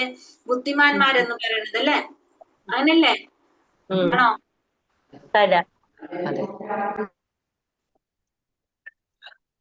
അറിവ് എന്നാൽ പദാർത്ഥത്തിന്റെയും ജീവാത്മാവിന്റെയും രണ്ടിന്റെയും നിയന്താവായ പരമപുരുഷനെയും കുറിച്ചുള്ള ജ്ഞാനമാണെന്ന് അടുത്ത അധ്യായങ്ങൾ വിശദീകരിക്കുന്നുണ്ട്. അപ്പോൾ അറിവ് എന്ന് പറഞ്ഞാൽ എന്താണ്? ജീവാത്മാവിനെ കുറിച്ചും പരമാത്മാവിനെ കുറിച്ചും ശരീരത്തെ കുറിച്ചുള്ള അറിവാണെന്നുള്ളത് അടുത്ത അധ്യായങ്ങളിലൊക്കെ പറയുന്നുണ്ട്. ഇന്നല്ലെങ്കിൽ നാളെ മണ്ണിടിയാൻ വിധിക്കപ്പെട്ടിട്ടുള്ളതാണ് ശരീരം. ആത്മാവിനെ പോലെ ആത്മാവിനെ പോലെയുള്ള പ്രാധാന്യം എന്തിനില്ല? ഈ ശരീരത്തിനില്ല. ഇതറിഞ്ഞൊരു വ്യക്തി ശരിക്കും വിജ്ഞാനിയാണ്. അപ്പൊ ഒരു വ്യക്തി ജ്ഞാനിയാകുന്നത് എപ്പോഴാണ്? വിജ്ഞാനിയാകുന്നത് ഇന്നല്ലെങ്കിൽ നാളെ മണ്ണടിയാൻ വിധിക്കപ്പെട്ടിട്ടുള്ളതാണ് ശരീരം. ആത്മാവിന്റെ പ്രാധാന്യം എന്തിനില്ല? ശരീരത്തിനില്ല എന്ന് മനസ്സിലാക്കുന്ന വ്യക്തിയാണ് ആരാകുന്നത്? വിജ്ഞാനിയാകുന്നത്.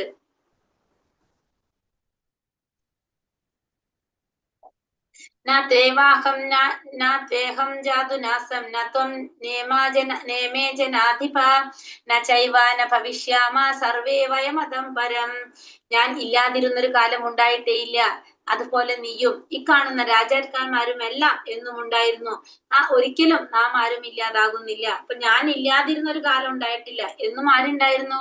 ഞാൻ ഉണ്ടായിരുന്നു. അതേപോലെ തന്നെ നീയും ഉണ്ടാവാത്ത ഒരു കാലം ഉണ്ടായിട്ടില്ല. പിന്നെ ഈ കാണുന്ന രാജാക്കന്മാരും എല്ലാവരും അന്നും ഉണ്ടായിരുന്നു, നാം അന്നും ഉണ്ടായിരുന്നു. ഒരിക്കലും നാം ആരും ഇല്ലാതാകുന്നില്ല. അപ്പോ അർജുനനോട് ഭഗവാൻ പറഞ്ഞു കൊടുക്കാണ്, ഒരിക്കലും എന്തില്ല, നമ്മൾ ഇല്ലാത്തൊരു കാലം ഉണ്ടായിട്ടില്ല, എന്നും ഉണ്ടായിരുന്നു. നമ്മള് ഇന്നലെ ഉണ്ടായിരുന്നു, ഇന്നും ഉണ്ട്, നമ്മൾ നാളെ ഉണ്ടാകും. അങ്ങനെ ഒരു കാലം ഉണ്ടായിട്ടില്ല എന്ന് എല്ലാ രാജാക്കന്മാരും എന്നും ഉണ്ടായിരുന്നു. ഞാനും എന്നും ഉണ്ടായിരുന്നു, നീയും എന്നുണ്ടായിരുന്നു, രാജാക്കന്മാരും എന്നും ഉണ്ടായിരുന്നു. ഒരിക്കലും നമ്മൾ ആരും ഇല്ലാതാകുന്നില്ല എന്നിവിടെ അർജുനനോട് പറയാണ്. സർവോത്കൃഷ്ടനായ വ്യക്തിയാണ് പരമദിവ്യോത്തമ പുരുഷനായ കൃഷ്ണൻ. ഭഗവാന്റെ സനാതന സുഹൃത്തായ അർജുനനും പോർനിലത്ത് ഒത്തുചേർന്നിട്ടുള്ള രാജാക്കന്മാരും ശാശ്വത വ്യക്തികൾ തന്നെ. അവരാരും മുൻകാലത്ത് ജീവിക്കാത്തവരോ മേലിൽ ശാശ്വതത്വം നഷ്ടപ്പെട്ടവരോ അല്ല. അവരുടെ വ്യക്തിത്വം പണ്ടേ ഉള്ളതാണ്, അത് ഭാവിയിലും നിലനിൽക്കും. അതിനാൽ അവരെ കുറിച്ച് ദുഃഖിക്കേണ്ടതില്ല. ആത്മീയ വ്യക്തിത്വം ഭക്തന്മാർക്ക് മാത്രമേ മനസ്സിലാവുകയുള്ളൂ. അപ്പൊ ഈ പറഞ്ഞ അർജുനോട് പറയണ നീയും ഞാനും ഈ പറഞ്ഞ രാജാക്കന്മാരെല്ലാവരും എങ്ങനെയുള്ളവരാണ്? എല്ലാവരും പണ്ടുണ്ടായിരുന്നവരാണ്. ഇവരുടെ ഒന്നും ശാശ്വതത്വം ഒരിക്കലും നഷ്ടപ്പെടുന്നില്ല. ഇവരുടെ വ്യക്തിത്വം പണ്ടേ ഉള്ളത് തന്നെയാണ്, അത് ഭാവിയിലും ഉണ്ടാകും. അതുകൊണ്ട് നീ അവരെ കുറിച്ച് ഓർത്ത് ദുഃഖിക്കേണ്ടതില്ല എന്ന് പറഞ്ഞു കൊടുക്കാണ്. എന്തുകൊണ്ടാണെന്ന് ഇനി പറയാണ് ഇവിടെ അല്ലെ. എന്താണ് കാര്യം? ദേഹിനോസ്മിൻ യഥാ ദേഹേ കൗമാരം യൗവനം ജരാ തഥാ ദേഹാന്തര പ്രാപ്തി ധീരസ്തത്രാന മുഹ്യതി. ശരീരസ്ഥനായ ആത്മാവ് ബാല്യത്തിൽ നിന്ന് യൗവനത്തിലേക്കും പിന്നെ വാർദ്ധക്യത്തിലേക്കും കടക്കുന്നത് പോലെ മരണശേഷം മറ്റൊരു ശരീരത്തിലേക്ക് പ്രവേശിക്കുന്നു. സമചിത്തനായ ഒരാൾക്ക് ഈ പരിണാമത്തെ പറ്റി സംഭ്രമം ഉണ്ടാകുന്നില്ല. ശരീരസ്ഥനായ ആത്മാവ് എങ്ങനെയാണ്? ബാല്യത്തിൽ നിന്ന് യൗവനത്തിലേക്കും പിന്നെ വാർദ്ധക്യത്തിലേക്കും കടക്കുന്നത് പോലെ മരണശേഷം മറ്റൊരു ശരീരത്തിലേക്ക് പ്രവേശിക്കുന്നു. സമചിത്തനായ ഒരു വ്യക്തിക്ക് ആ പരിണാമത്തെ കുറിച്ച് സംഭ്രമം ഉണ്ടാവില്ല. അപ്പൊ നമ്മളെ ശരീരത്തിൽ ഇരിക്കുന്ന ആത്മാവ് എങ്ങനെയാ പോണത്? ആ ശരീരത്തില് ശരീരം എങ്ങനെയാണോ ബാല്യത്തിൽ നിന്ന് യൗവനത്തിലേക്ക് പിന്നെ വാർദ്ധക്യത്തിലേക്ക് കടക്കുന്നത്, അതുപോലെ മരണശേഷം വേറൊരു ശരീരത്തിലേക്ക് എന്ത് പ്രവേശിക്കാണ്? ആത്മാവ് പ്രവേശിക്കും.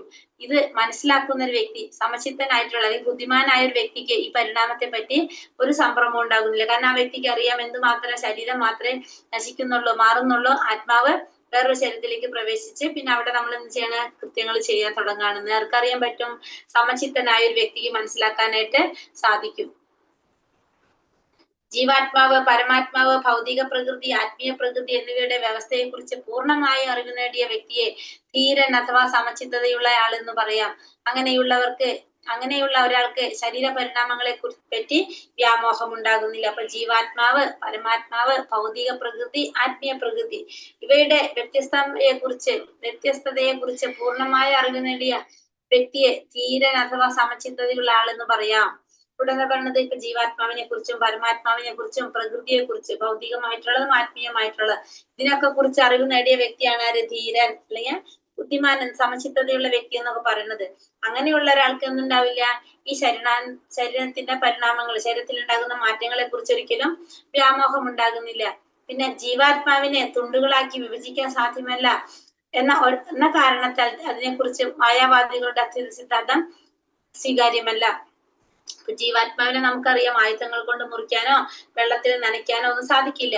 അതുകൊണ്ട് തന്നെ മായാവാദ സിദ്ധാന്തം ഇവിടെ സ്വീകാര്യമല്ല. വെള്ളത്തിൽ കാണുന്ന ആകാശത്തിന്റെ പ്രതിബിംബം സൂര്യചന്ദ്രന്മാരെയും നക്ഷത്രങ്ങളെയും ഉൾക്കൊള്ളുന്നു.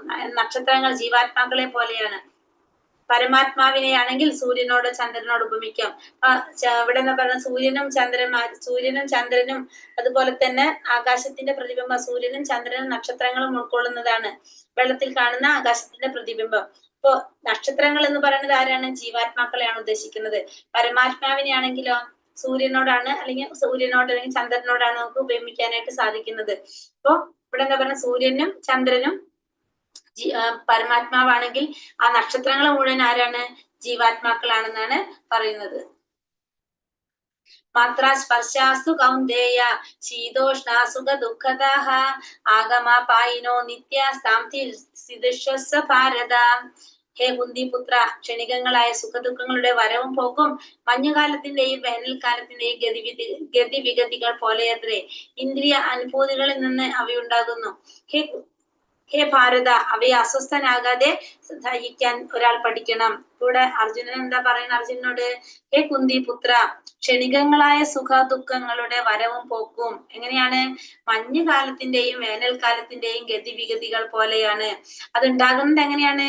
ഇന്ദ്രിയ അനുഭൂതി കൊണ്ടാണ് അത് ഉണ്ടാകുന്നത്. ഹേ ഭാരത, അതിനെ നമ്മൾ എങ്ങനെ ചെയ്യണം? അസ്വസ്ഥനാകാതെ സഹിക്കാൻ പഠിക്കണം.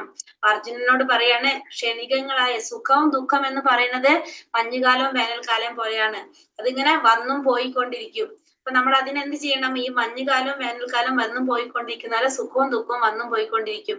അപ്പൊ നമ്മൾ അതിനെ സഹിക്കാൻ പഠിക്കണം. അസ്വസ്ഥനാകാതെ നമ്മൾ എന്ത് ചെയ്യണം? അതിനെ നമ്മൾ സഹിക്കാനായിട്ട് പഠിക്കണം. ഇതെങ്ങനെയാ ഉണ്ടാകുന്നത്? ഇന്ദ്രിയ അനുഭൂതിയിൽ നിന്നാണ് ഇത് ഉണ്ടാകുന്നത്. നമ്മുടെ ഇന്ദ്രിയ അനുഭൂതികളിൽ നിന്നാണ് ഇത് ഉണ്ടാകുന്നത്. അതായത് ഇപ്പൊ നമ്മൾ പറഞ്ഞിട്ടുണ്ടല്ലോ, എന്റെ ദുഃഖം എന്ന് പറയുന്നത് ചിലപ്പോ വേറൊരാളുടെ സുഖമായിരിക്കാം, അയാളുടെ ദുഃഖം എന്റെ സുഖമായിരിക്കും. അത് നമ്മുടെ കാഴ്ചപ്പാടാണ്, നമ്മുടെ ഇന്ദ്രിയങ്ങളിൽ ഉണ്ടാകുന്ന കാഴ്ചപ്പാടാണ് അത് തീരുമാനിക്കുന്നത്. അതിനെ നമ്മൾ ഇതുകൊണ്ട് എന്ത് ചെയ്യണം? സഹിക്കാനായിട്ട് പഠിക്കണം എന്നാണ് ഇവിടെ അർജുനനോട് ഭഗവാൻ പറഞ്ഞു കൊടുക്കുന്നത്. അർജുനനെ സംബോധന ചെയ്യാൻ ഉപയോഗിച്ച 2 പേരുകളും ഇവിടെ പ്രാധാന്യം അർഹിക്കുന്നു. കൗന്ദേയ എന്ന പദം മാതൃഭാഗത്തു നിന്നുള്ള രക്തബന്ധത്തെയും ഭാരത എന്ന പിതാവിന്റെ ഭാഗത്തു നിന്നുള്ള മഹാത്മ്യത്തെയും സൂചിപ്പിക്കുന്നു. അപ്പൊ കൗന്ദേയ എന്ന് വെച്ചിട്ടുണ്ടെങ്കിൽ കുന്തി ദേവി, മാതൃഭാഗത്തു നിന്നുള്ള രക്തബന്ധത്തെയാണ് സൂചിപ്പിക്കുന്നത് കൗന്ദേയൻ. ഭാരത എന്ന് പറഞ്ഞാല് ഭാരത വംശത്തിൽ പിറന്നവനായതുകൊണ്ട് പിതാവിന്റെ ഭാഗത്തു നിന്നുള്ള മഹാത്മ്യത്തെയാണ് സൂചിപ്പിക്കുന്നത്. ആ മഹനീയ പൈതൃകം ശരിയായ കൃത്യനിർവഹണത്തിലുള്ള ഉത്തരവാദിത്തം വർദ്ധിപ്പിക്കുന്നുണ്ട്.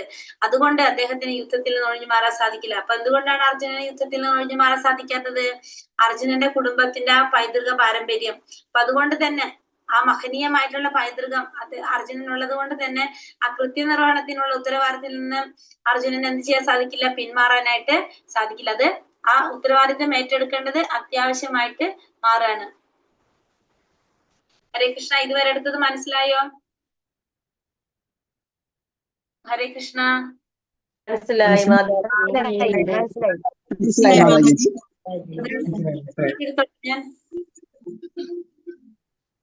ഹരേ കൃഷ്ണ. ഒരു 5 ശ്ലോകം കൂടി ഞാൻ എടുത്തോട്ടെ? 20 വരെ എടുത്തോട്ടെ?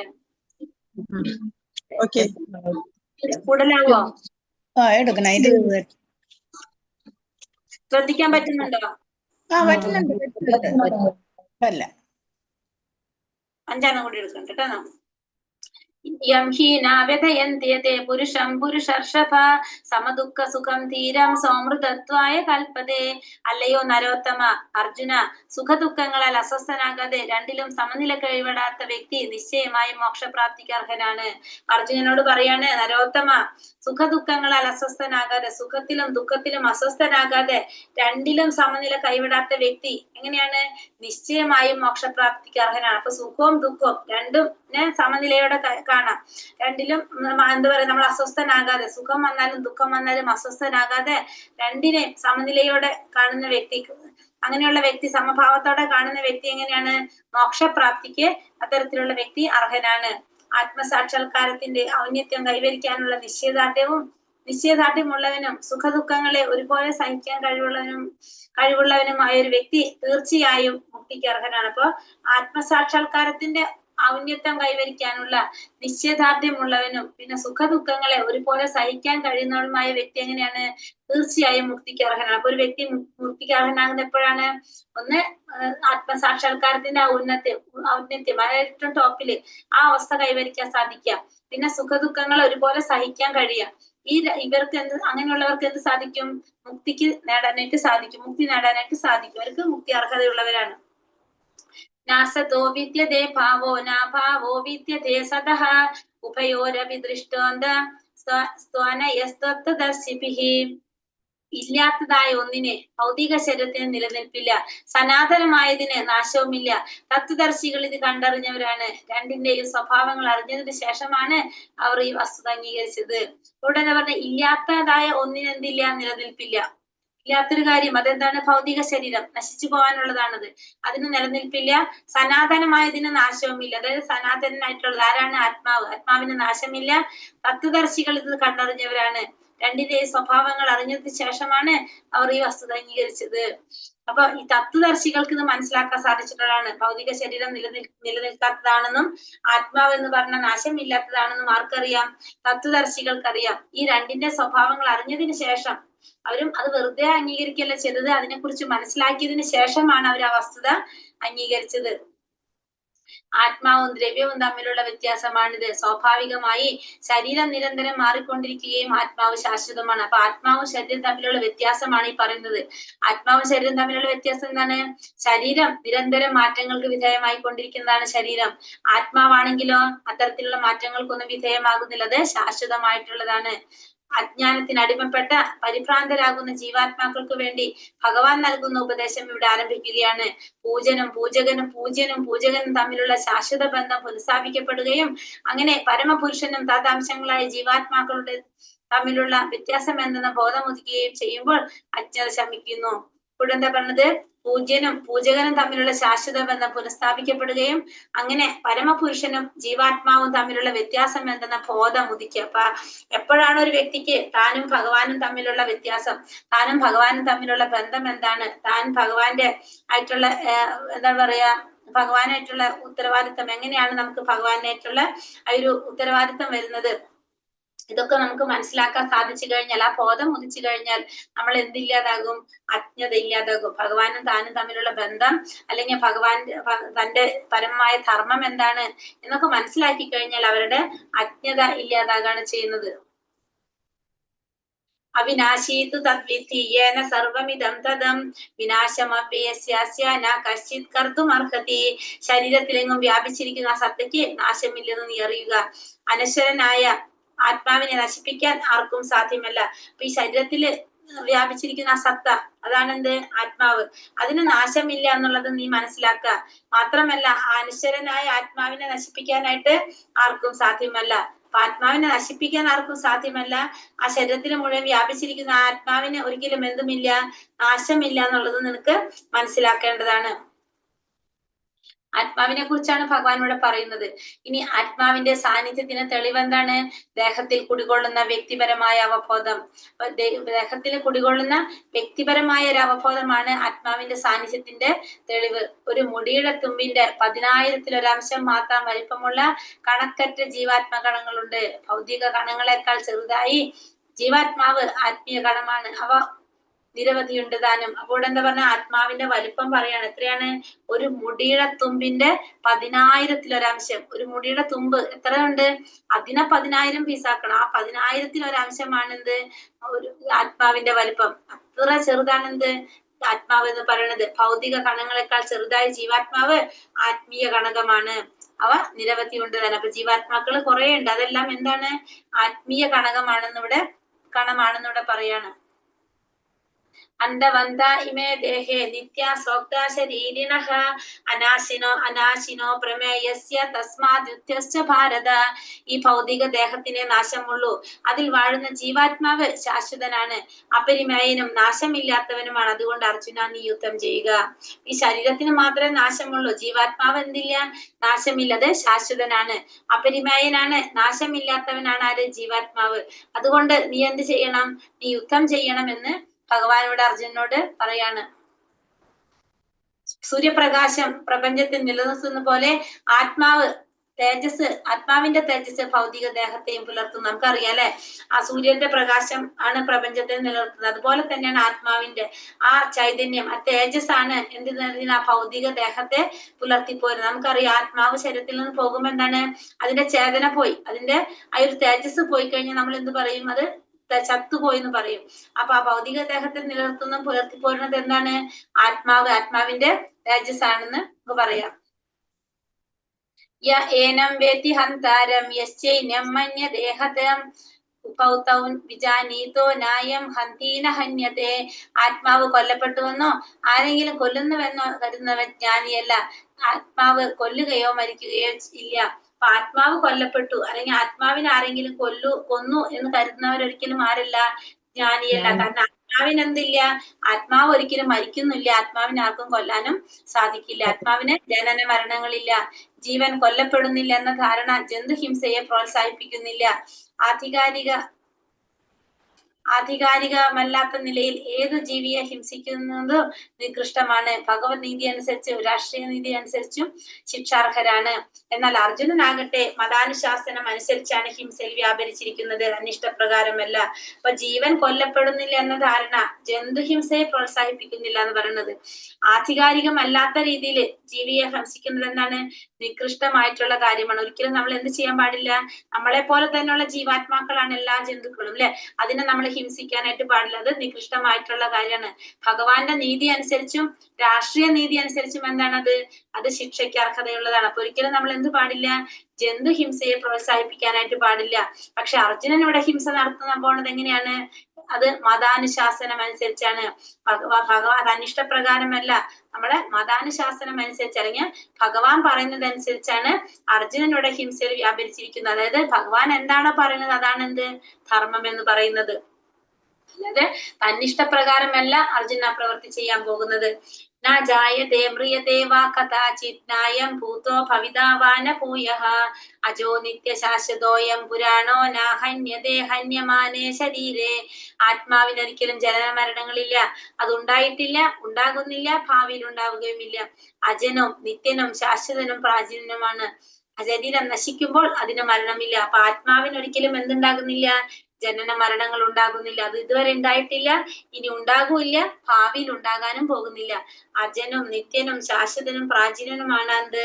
ആത്മാവ് എന്ന് പറയുന്നത്. ശരീരം നശിക്കുന്നു, ആത്മാവ് മരണമില്ലാതെ നിലനിൽക്കുകയും ചെയ്യുന്നു. കിഴനെന്ന് കരുതപ്പെടുന്ന ഒരാൾക്ക് തനിക്ക് ബാല്യത്തിലും യൗവനത്തിലും ഉണ്ടായിരുന്ന അതേ ആവേശം ഇന്നും ഉണ്ടെന്ന് തോന്നുന്നു. ശരീരത്തിനുണ്ടാകുന്ന മാറ്റങ്ങൾ ആത്മാവിനെ ബാധിക്കുന്നില്ല.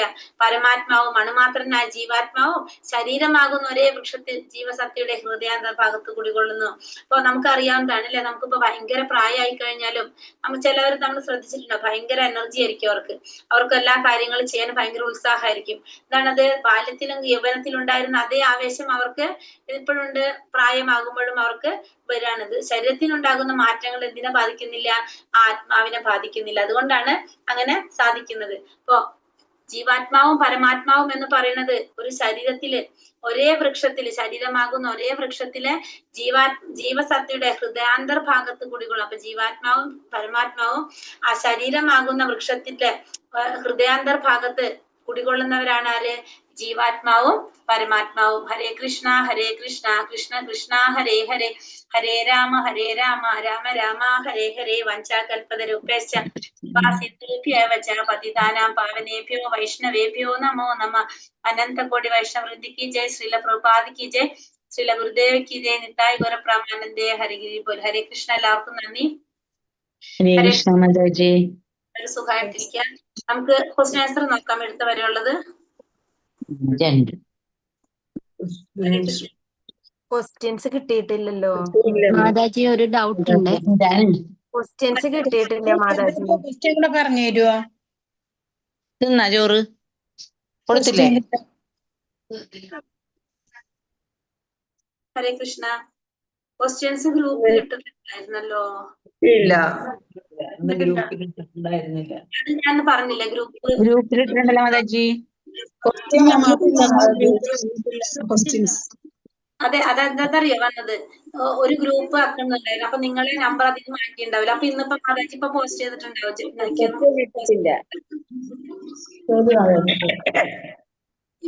അഞ്ജന മാതാജി ഇല്ലേ? മാതാജി ഒന്ന് പോസ്റ്റ് ചെയ്യാം.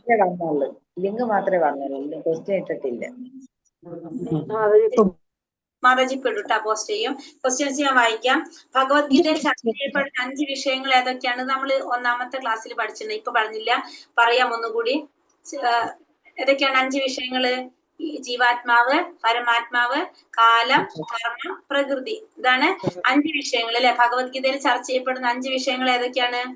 ജീവാത്മാവ്, പരമാത്മാവ്, കാലം, കർമ്മം, പ്രകൃതി. ഇതാണ് ഭഗവത്ഗീതയിൽ പറയുന്ന 5 വിഷയങ്ങൾ ചർച്ച ചെയ്യപ്പെടുന്നത്. ഭഗവാൻ എന്ന വാക്കിനെ നിർവചിച്ചിരിക്കുന്നത് ആരാണ്? എങ്ങനെയാണ്? എങ്ങനെയാണ് ഭഗവാൻ എന്ന് പറഞ്ഞാല്? സൗന്ദര്യ, സമ്പത്ത്, കീർത്തി, ഭക്തി, ജ്ഞാനം, ത്യാഗം, വൈരാഗ്യം, അത് ഇതൊക്കെയാണ് ഈ 6 കാര്യങ്ങൾ. ഈ 6 ഗുണങ്ങൾ ഉൾക്കൊള്ളുന്ന വ്യക്തിയാണ് ആര്? ഭഗവാൻ എന്ന് പറയുന്നത്. എന്നറിയപ്പെടുന്നത് ആരാണ്? പറയുന്നത് പൃഥയുടെ മകൻ അർജുനൻ അല്ലെ. അർജുനന് എന്തുകൊണ്ടാണെന്ന് ചോദിക്കുന്നുണ്ട്. പാർത്ഥൻ എന്നറിയപ്പെടുന്നത് അർജുനനാണ്. എന്തുകൊണ്ടാണ്? പൃഥയുടെ മകനാണ്. കൊണ്ട് അർജുനൻ പാർത്ഥൻ എന്ന് കൂടി അറിയപ്പെടുന്നു. വൈദിക നിയമമനുസരിച്ച് എങ്ങനെയുള്ള ഗുരുവിനെ നമുക്ക് ഉപേക്ഷിക്കാം? ദുഷ്കൃത്യം ചെയ്യുന്നവരും വിവേകം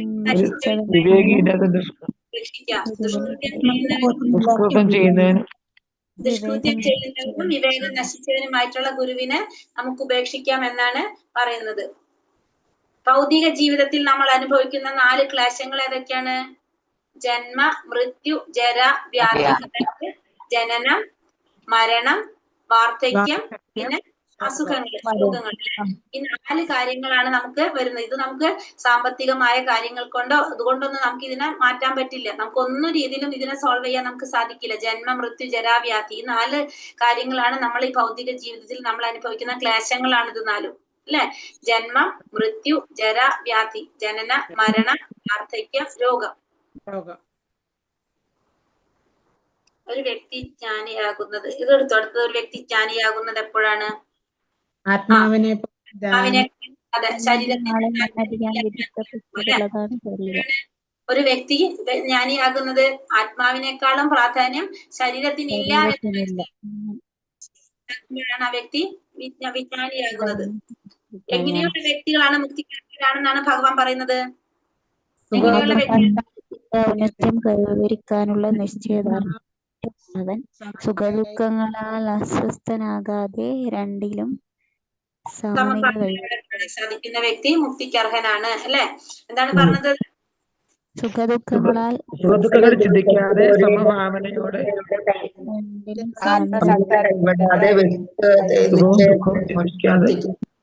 സ്വഭാവനയോടെ കാണുന്ന വ്യക്തി.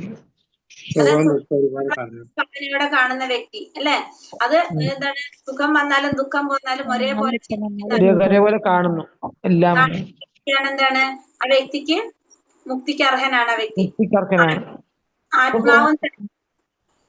ആത്മാവും ശരീരം തമ്മിലുള്ള വ്യത്യാസം എന്താണ്?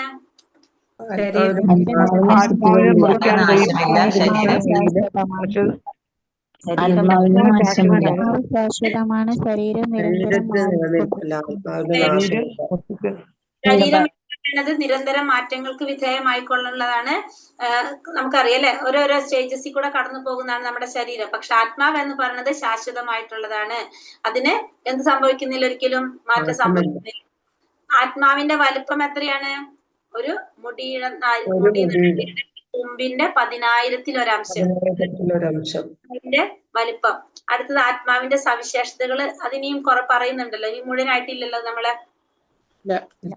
ഇനി എടുക്കാനുണ്ട്. അപ്പൊ അതെടുത്ത് കഴിയുമ്പോൾ 10-ാമത്തെ